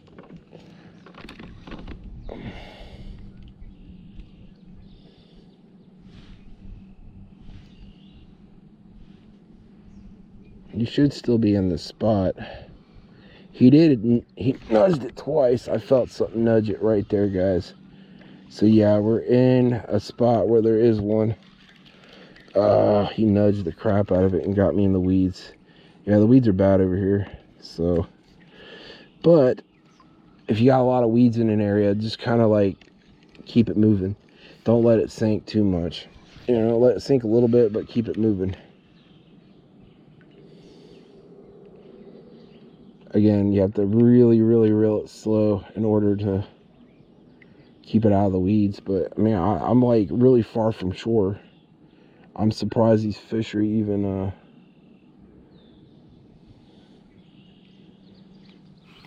man, there's just too many weeds over here. I did see the fish move though. I'm gonna fish this back in over here. Maybe look around and see if there's any fish jumping. That's the thing though, it's all about search. If you ain't got a radar, guys, the best thing to do is find where there's an area where you see something popping the surface. Could be a bird, could be a bat coming down to drink. But usually a fish will pop the top of the water to bust one of these little bugs off the water to eat. I think they're pretty full. I see a lot of activity over there. Yeah, it's that bird. Sometimes it can be very deceptive though. I saw something moving right there. It might be a fish right there. I saw something come up and break to the surface there. Nice little cast in there. Let it sink. And might catch one, might not. That's the thing about fishing, y'all. I saw ripples coming off to the surface there.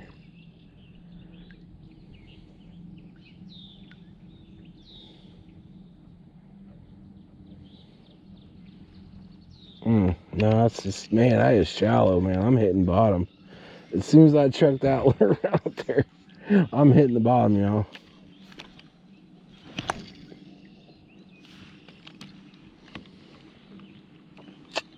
If all else fails, y'all, just chuck it out in the deep end and hope something hits it like that. We got one like that, y'all. You can't make this up, y'all. I just threw that out there, got one. Look at that. Oh, he took off with it, y'all. You can't make that up, y'all. I just threw that out there and said, yeah, you just throw it out in the deep end and maybe catch a fish. Just like that, y'all. Check it and hope for the best. And we caught one. Got a nice one, actually. It wasn't big or anything. But, you know, I just chucked it out there like that, just dicking around. Just thought it would be funny to do it. And he took off with it like he owned that shit, man. And I got him right out there. I mean, if there's one in there, there's probably another one in there. But like I said, just goofing around, sometimes you catch fish like that, not expecting, just thinking you're just going to joke around and throw it out there and go, wham, not going to catch one. And we ended up catching one. Like I told you, you know,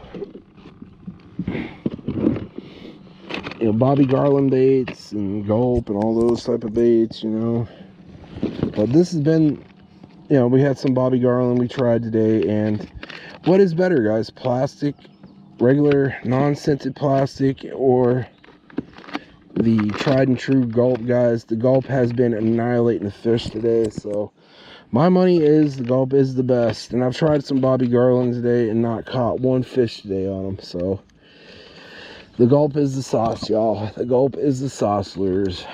You pay a little bit more money for them. They're not a gimmick, and they actually catch a lot of fish. And most of my success rate with fishing is with gulp minnows. Not so much the Bobby Garland ones. I catch a lot of those fish with the Bobby Garland ones in like early spawn. Those work really well during the spawn. But all year round plastics that work all the time is the Gulp Alive minnows, guys. And I've tried a lot of different plastics over the years for fishing for bluegill, crappie, and bass, and this one's always the one I always go back to, that I catch a ton of fish on. Even just joking around like that, chucking it out there, I caught that fish. And sometimes, like, if they're really greedy, they'll take off with it, man, as soon as it hits the water. Sometimes you don't even gotta set the hook on them, and they just blast it.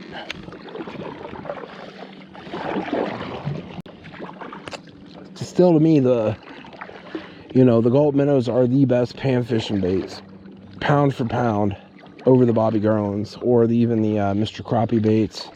I got a ton of Mr. Crappie baits. They do work early spawn, but for all year round bait that is always reliable, even during the really rough times of fishing, my go-to has always been the gulp minnows. And don't ever underestimate what is better, plastic, non-scented plastic, or is it a gimmick? No, it isn't a gimmick. I catch more fish with these baits, and it's not a gimmick.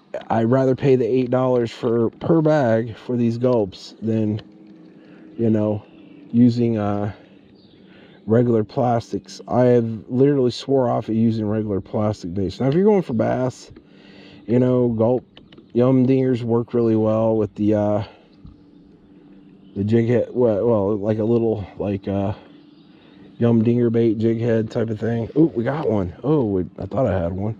Nope, it was the weeds. Again, just goofing around. I still caught a fish, guys. I just showed you guys right there. You can even goof around with these baits and still catch fish. Sometimes they do annoy me, though. When you cast them, you're not really catching anything with them, or something just dings the crap out of them and you lose the tail on them. That's really the only downside about these baits. Ooh, there's something right there. Like I said, it's a good sight casting bait. If you see anything moving around on the surface, try to turn your kayak around or your boat. If you're on the shore and you see something busting near the surface, if you got a float and a longer rod and you have enough confidence to cast it out in those regions that you see in the water busting, you will catch a fish like that. Man, he got me wrapped around my dang eye, man. My eye's all janked up, y'all. Ugh. Started having fun fishing, and the karma gods come in and just basically screw your fishing line up. Okay, I think I might catch one over here, though. That's why my line ain't been casting very right, because it's been tangled up in that eye and the end on the tip there. But like I said, if you got a 7-foot rod, like a light rod or an ultralight rod, and you got a float and you feel confident that you can throw it in a spot you see where they're busting out, hitting the top of the water, that's a surefire indicator way of catching one of these boogers, because they're busting the surface, hitting bugs and stuff like that.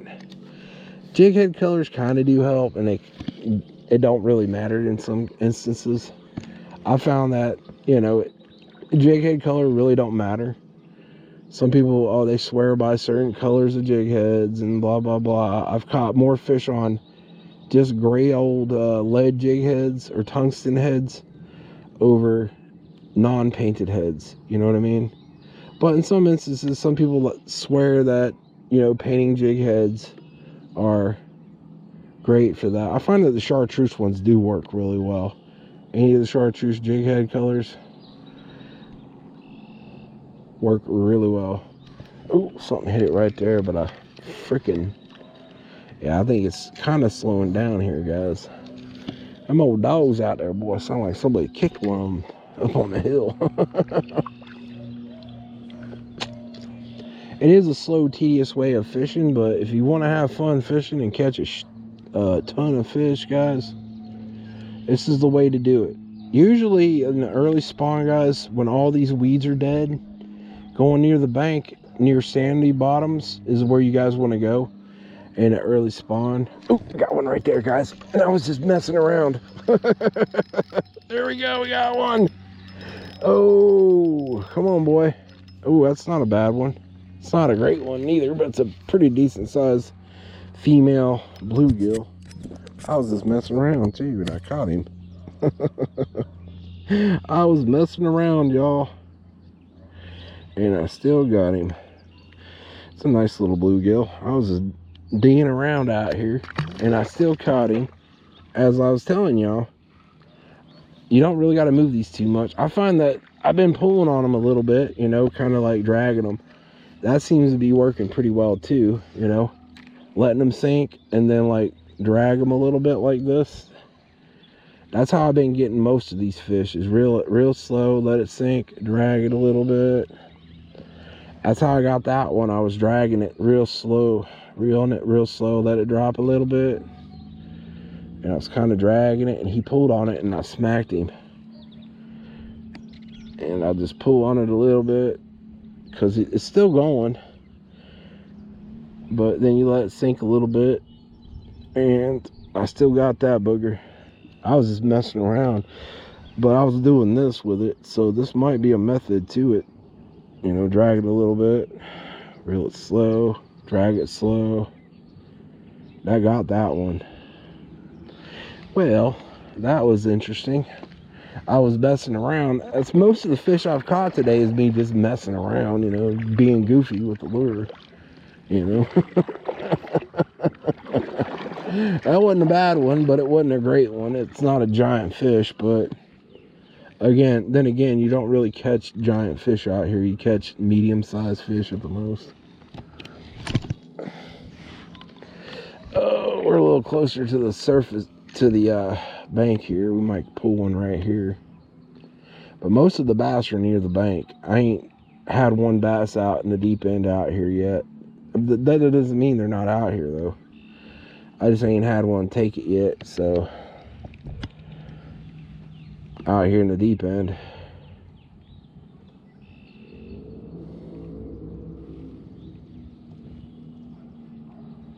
Usually you can catch them deep, but usually catch them with spoons and stuff like that. These do catch them out here, though. I mean, I tore them up last year out here on these lures.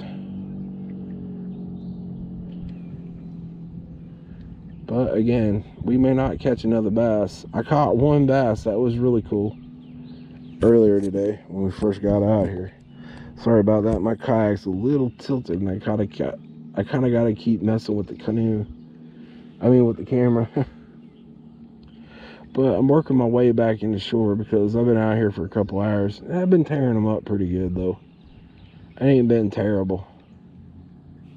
At least I didn't get skunked. I got a nice little bass and a bunch of these little chunky, cocky little bluegills. Oh. I caught one close to the shore. That doesn't always mean they're going to be close to the shore, though.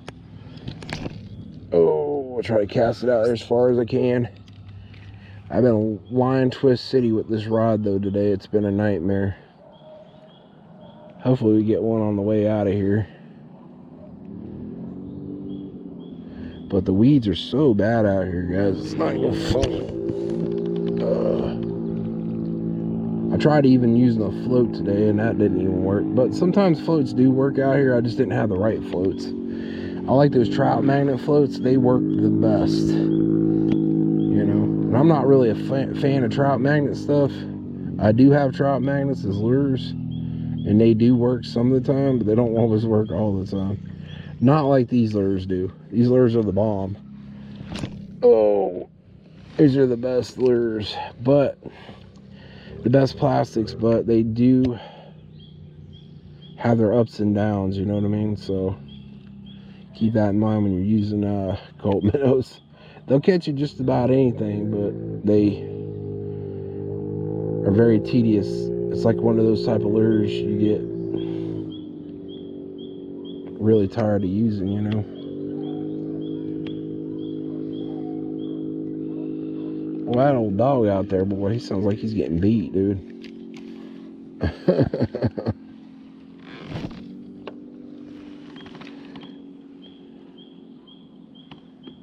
See if I can pull a fish over here. A lot of bass over here in that spot. I just don't like getting hung up in all that hydrilla and stuff.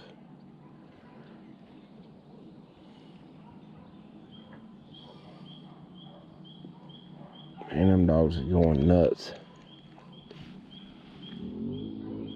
Something moving, busting on the surface over there.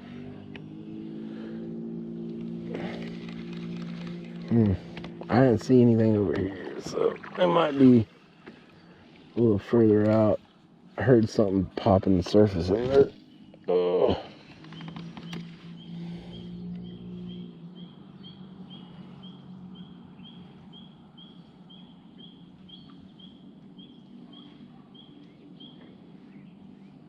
I think I got my drag set a little bit good. I don't set my drag too loose, because if you set your drag too loose, guys, you could lose fish that way.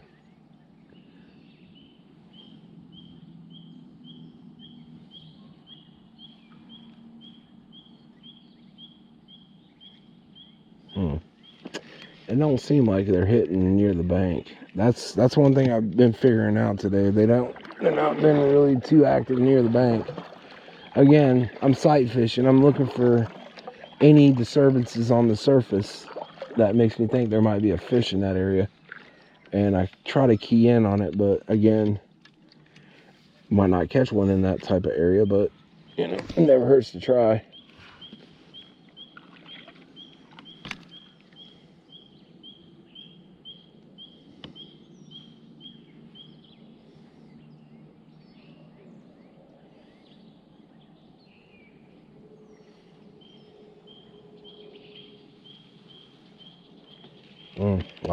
A lot of weeds, guys. I've been hitting weeds like crazy over here.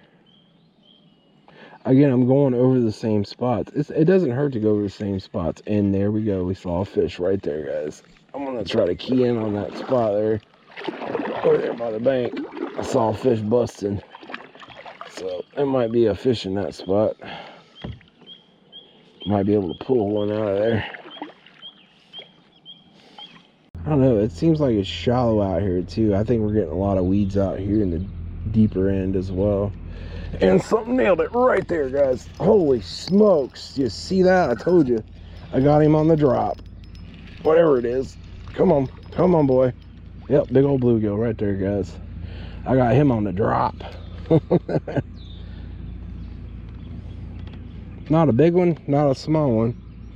But it's a fish. I ain't complaining, y'all. Look at that. Got him on the drop. I knew I felt something hitting that out there, and he hit it when it was dropping. Okay, I see what it is now.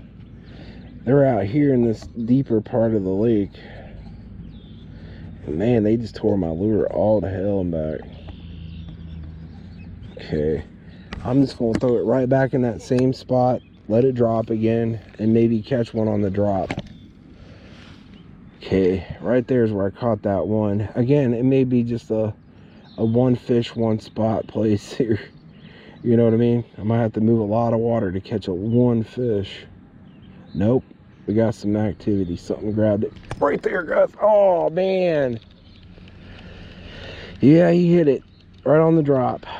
Okay, I see what they're doing now. So we're in the deeper part of the lake now, and he's hitting it on the drop. So, and I'm not even reeling it. They just took off with it as soon as I threw it out there. Okay, I see right in front of me right here is a spot. And I just let that lure drop like that sometimes. Like I told you, they will hit it on the drop. I mean, they're greedy. They'll hit it on the drop. It's got to give them enough time to let them get it in their mouths.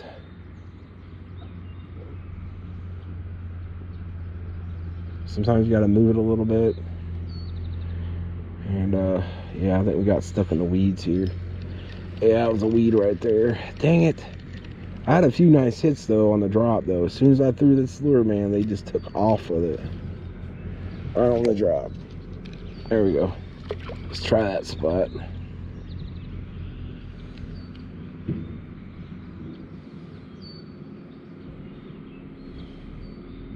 I just let it sit out there and he grabbed it and ran with it. I'm trying to use the lightest profile jig head I got.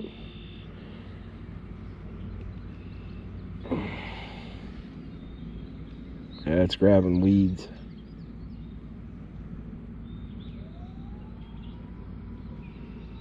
Maybe we can get one on the reel. Sometimes you can get them on the reel or the drop. Depends on where they're at. It might just be a sporadic spot there for them. Oh no, there's one right there. I saw something come up and gulp the freaking top of the water. I'll drop it right on top of his head.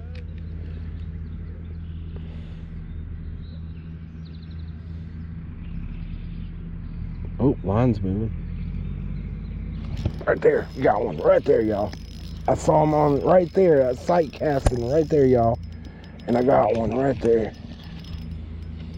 All right, nice little bluegill. Oh, he swallowed that, buddy. Oh, Lord, he swallowed that. We're gonna have to pull out the pliers on him.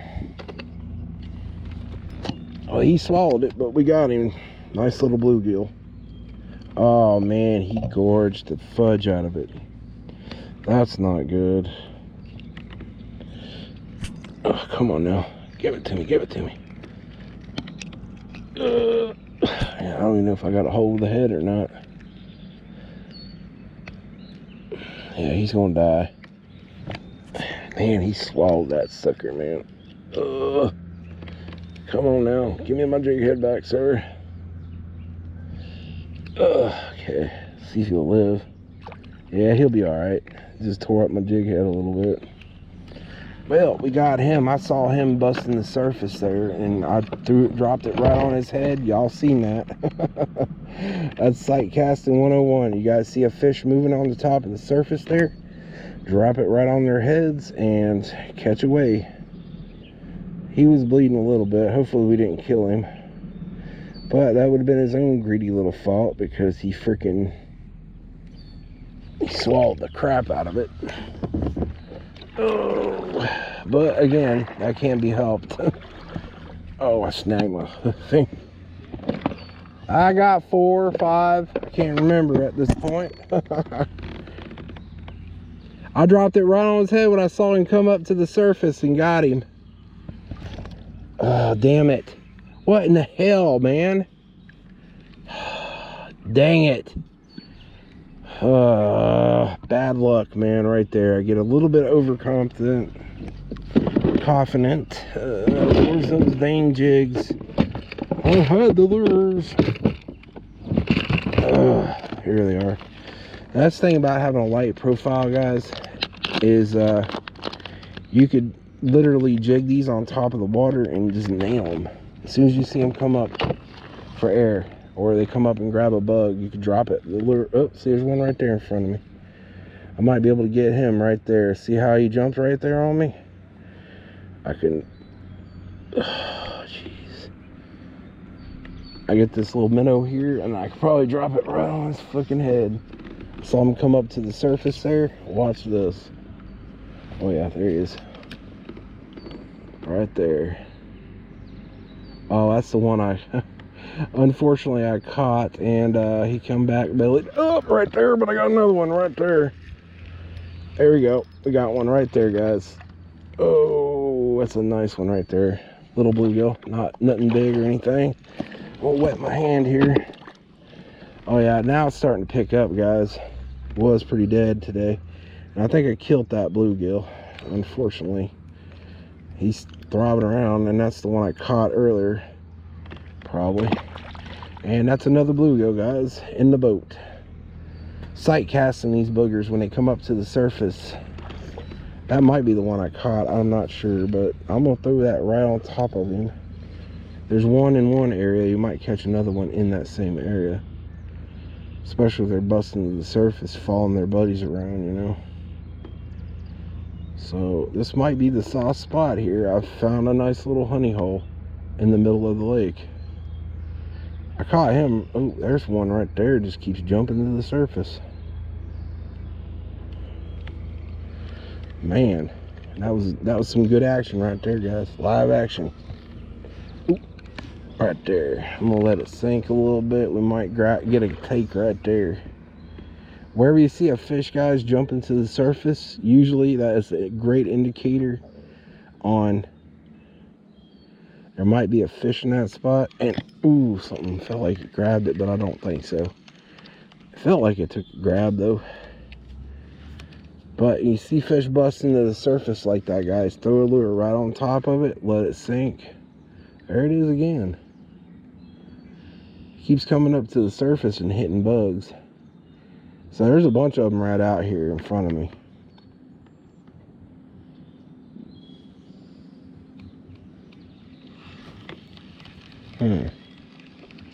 Thought it might have been the one I caught and I gored. But again, I'm gonna throw it right on top of them. Just keep your lure moving at all times. If you see a fish flopping out in front of you, usually that's a good indicator they're in that area. And they might go after your lure. They might. These lures are not for all fish. I mean, sometimes you'll catch one. You might get that one fish that wants them. So keep that in mind. There's a fish out in front of me. He may not take this lure, but he might. You never know. They're pretty opportunistic, these little bluegill, bass, whatever there is over here. They're really opportunistic. They'll hit anything. But, you know, move your lure slow, let it sink, you know. Cast it where you think you see a fish. And that's a good indicator too, y'all, if you don't know much about fishing, is find where they're busting the surface. You could also use it like a small topwater bait, small little topwater bait, something that buzzes the top of the water to catch these boogers, you know what I mean? And that might get them too, because they're topwater hitting majorly right now. So we might catch another one topwater here. But man, I'll tell you what, he hit that one, dude. When I saw him over there, he hit that sucker so hard he wanted it. Now, see, there's weeds up in here. And that's the only downside about being over here, is there's a lot of weeds even out in the middle of the lake. But, you know, find where they're kind of busting the surface. And, you know, go find those little areas. Like I'm doing right now, I'm search fishing.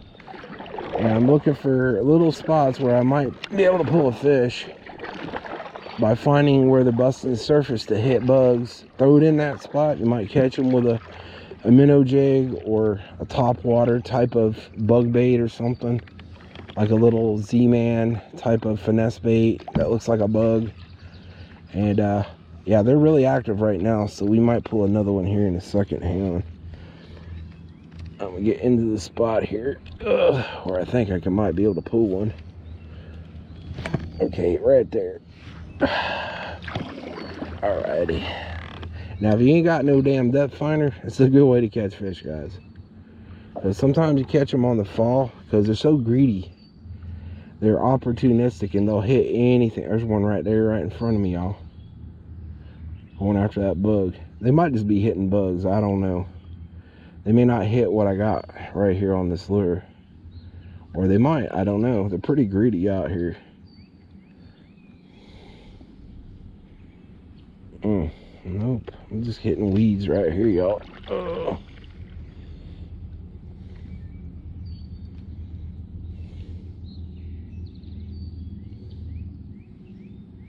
These are pretty good sized bluegill, but they're not like really, really giant or anything, you know.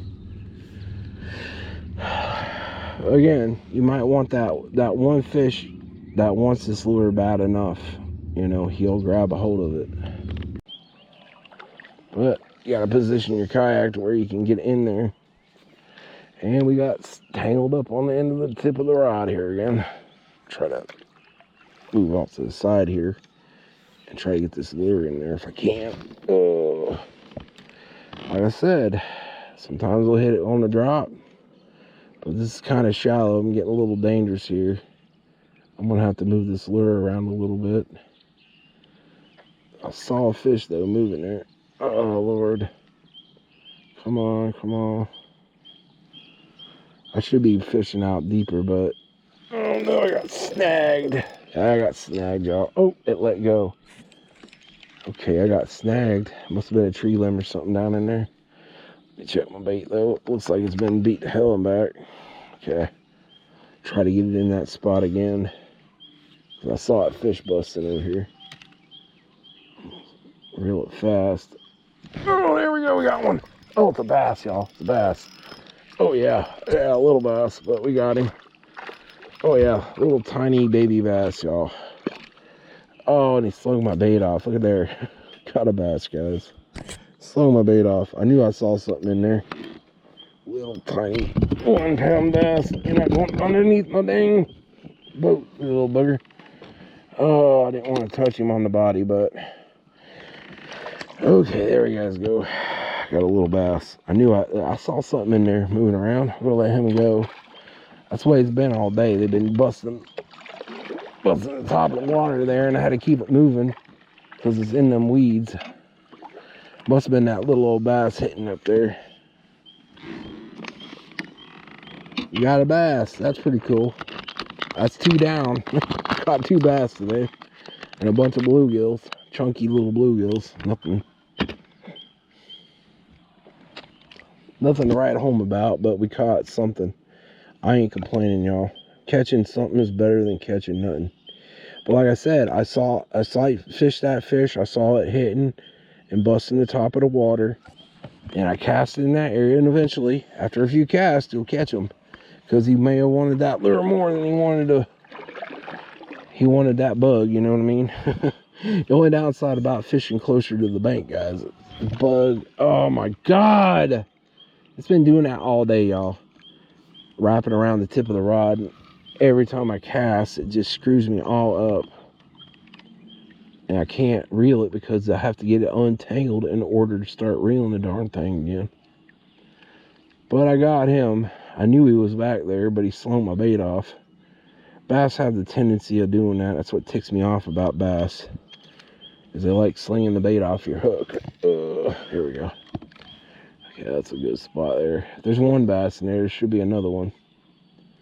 Or there might be 2. I don't know. But bass are usually close to the bank. But like I said, these lures catch everything. Bass and bluegill alike. Well, dang it.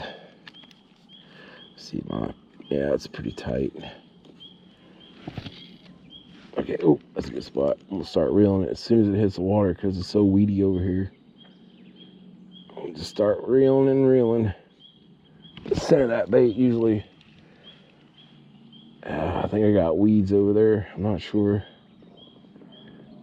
Nice little bass, but like I said, that was probably the only fish that I would have wanted over there.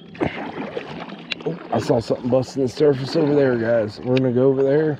Again, when you don't have a depth finder and you see stuff busting the surface like that, hitting bugs or whatever, that's a good indicator. Yep, there's a fish over there. There's actually probably several fish over there, and we're gonna try to go into that spot there and try to catch him. Might catch him, I don't know. I've tried fishing that spot earlier and I didn't get nothing, but we'll try it again since I saw the fish busting the surface. But as soon as you do cast it with all these weeds on the bottom, make sure you guys slow your canoe down, or kayak, or whatever boat you got. Slow it down to where it's just at a dead pause. Dang, those dogs are going off like somebody kicked one of them. I swear to God. And I'm gonna try to cast it over there as far as it'll go. Okay, there we guys go. As soon as I cast it in that spot, I'm gonna have to start reeling like a bandit, because it's so. Oh, there's something over there for sure. I'm gonna reel it in real fast because I'm getting in too close into that spot there. It's probably a bluegill. It kind of looks small. Probably is a bluegill. But I'll put it in the strike zone.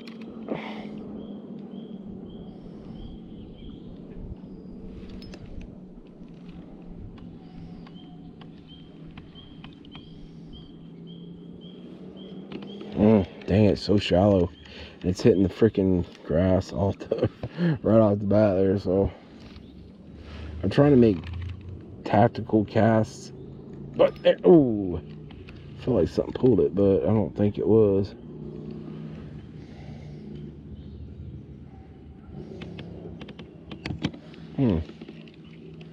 There's something hitting it over there in that corner.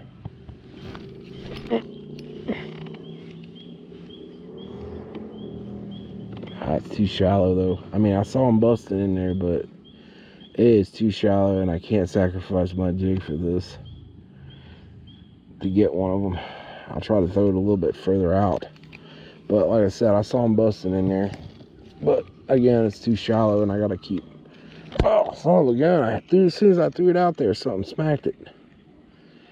Son of a gun! There is something in this spot over here. I'm gonna bust him straight up.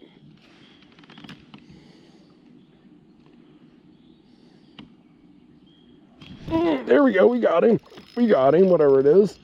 Got him. Got him. Got him. What is it? Oh, it's a bluegill. It's a big old black one.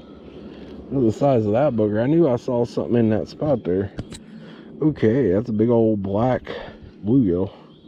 Thought it was a bass. He tore the tail off of it, y'all. Look at black. He's trying to stab me. There you go. Oh my goodness gracious. Fucking hell, man. They're tearing my jigs up.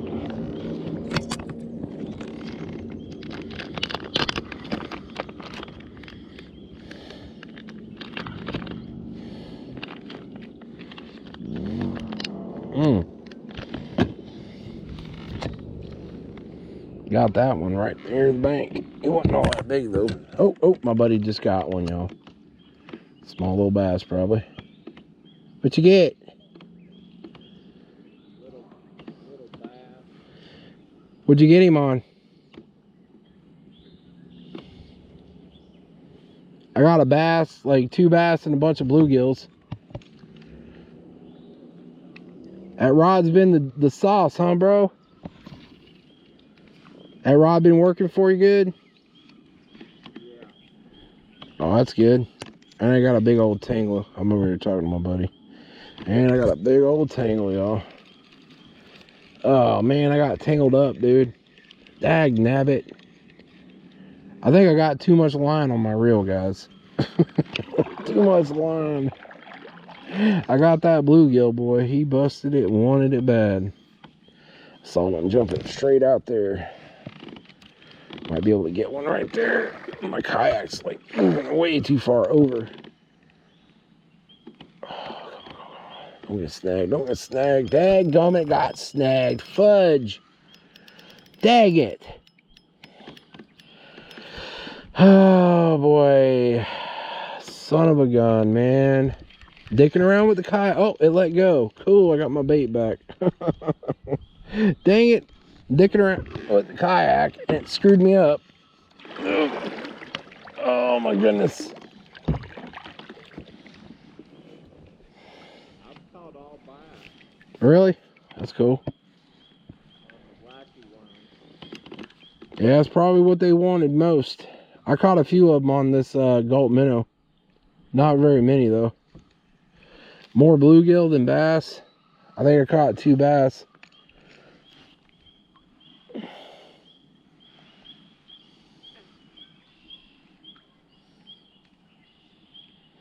I had that bluegill over there. But man, I got snagged on something. I saw that fish busting over there. I saw. Huge. Probably 12 or 14. It's not bad. That's a good day. That's tiny on the largemouth. Well, yeah. I caught maybe not even really like half a pounder at the most. If they're big ones in here. They're in here. It's just that's just somebody had caught them already and, you know, dispatched them. Since I've been coming here, I've only caught one big one.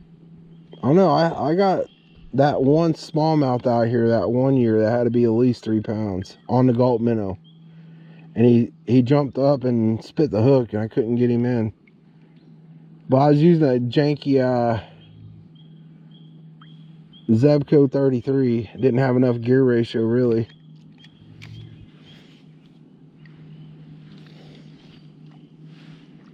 Oh, there's a fish right there, Matt. I saw him bust in the water there.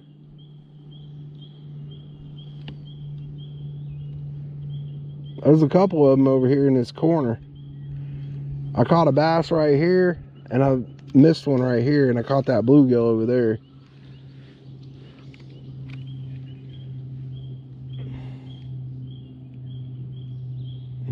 I saw him busting right there, y'all.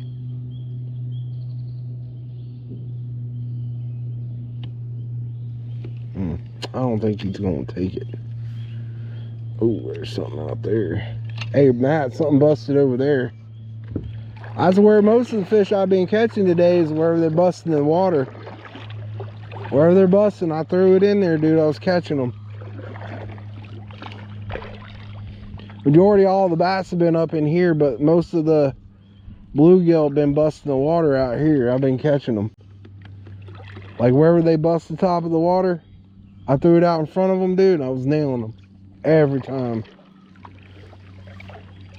Alright, bluegill are better than nothing, man. I'm telling you. Alright, I saw them busting right there, y'all.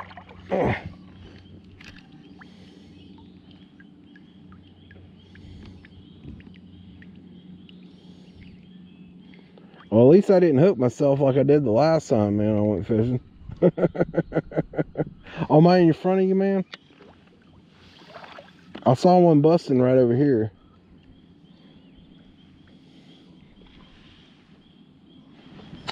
Majority of the fish I've been catching have been out here. Really? Yeah, like along the line there. I mean, I was even messing around. I just casted it and just like, oh, I'm just gonna cast it over here. Then boom, he pulled off with it and I caught one, dude. On that watermelon and pearl color is working really well compared to the chartreuse and the pearl.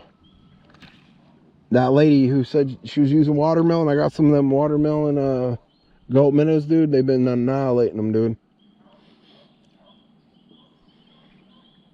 Over the little yellow ones. I caught a few on the yellow ones, but I've been catching more with these pumpkin, that watermelon color. Beaver's still here. Is he?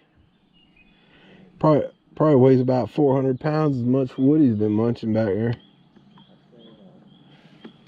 I've seen a huge mud turtle. I mean, oh yeah, it's probably what's been eating all these fish in here. You got one? Did you get one? Yeah. I told you there's one popping around there. Get him, buddy, get him. How big is he? Oh yeah, he's a good one. You need a net? I don't think. I got him hooked good. Where'd you get him at? Out here? No, right in front.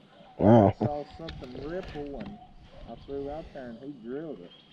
That's where I caught a few of them. Yeah, that's not bad. That's like a 12. Oh, something hit it right there, bro. It threw it right there. Something just smacked the crap out of it, right in that corner. They might be coming in to feed. Yeah, whatever. I just got something just nailed the crap out of my lure just now. Oh, it's right in that corner. I saw a couple fish bouncing around in there already. That's where I caught that bass, right over there. And I caught that bluegill in that corner. And they're in there, dude. Ugh. I got to keep this lure moving. If I don't move it, dude, it'll get snagged and everything. Huh?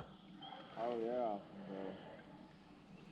2 foot of water and it's I drill it out majorly. Yeah, there's one right there in that corner, Matt. Take about 10 more of those. I caught a bunch of them in this corner here.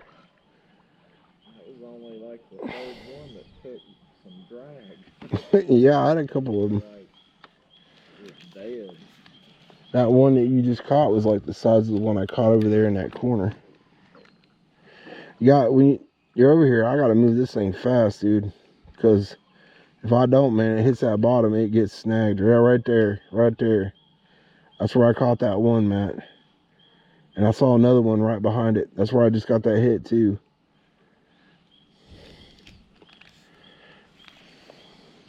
I've done pretty good not getting, I mean, it'll get hung up, but I haven't been like hung up. Yeah, like snagged. I got snagged 3 times. I lost the jig head right over there on that tree. I haven't lost anything. And then I hooked into a tree. I had to go up and get it. Branch. There's one in there on that corner right there, Matt. I got a hit right there, and I got one right in front. The one I just caught. Probably. I caught one right back there. Hit the top water. Yeah.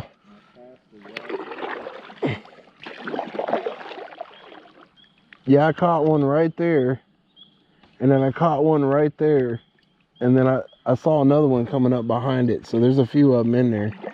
It's not just one. It's a few. I don't know, guys. I've been over here yakking and jacking and jaw jacking. I think I got dang, line all snagged up on the tip again.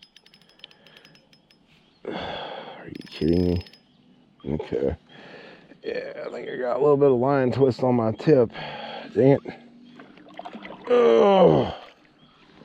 Let's just cast it out here. Maybe try to catch another bluegill or something.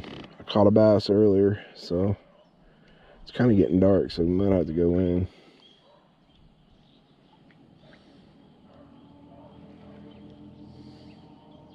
There's that down tree limb again. That's usually. Hey Matt, throw it near that down tree limb. I always catch fish around it. I've caught several near it too today. You see that thing poking out in the water? I always catch fish around it. Always. Oh man, that was a crappy cast.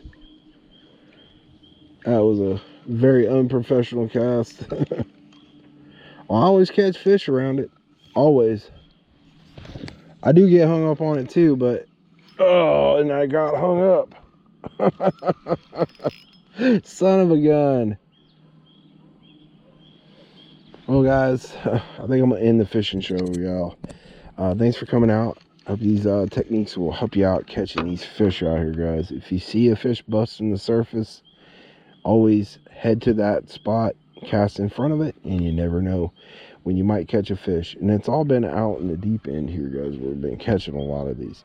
If you guys like this video, please hit the like, share, and subscribe. It's been your old pal Hondo on another fishing video. Take it easy, guys.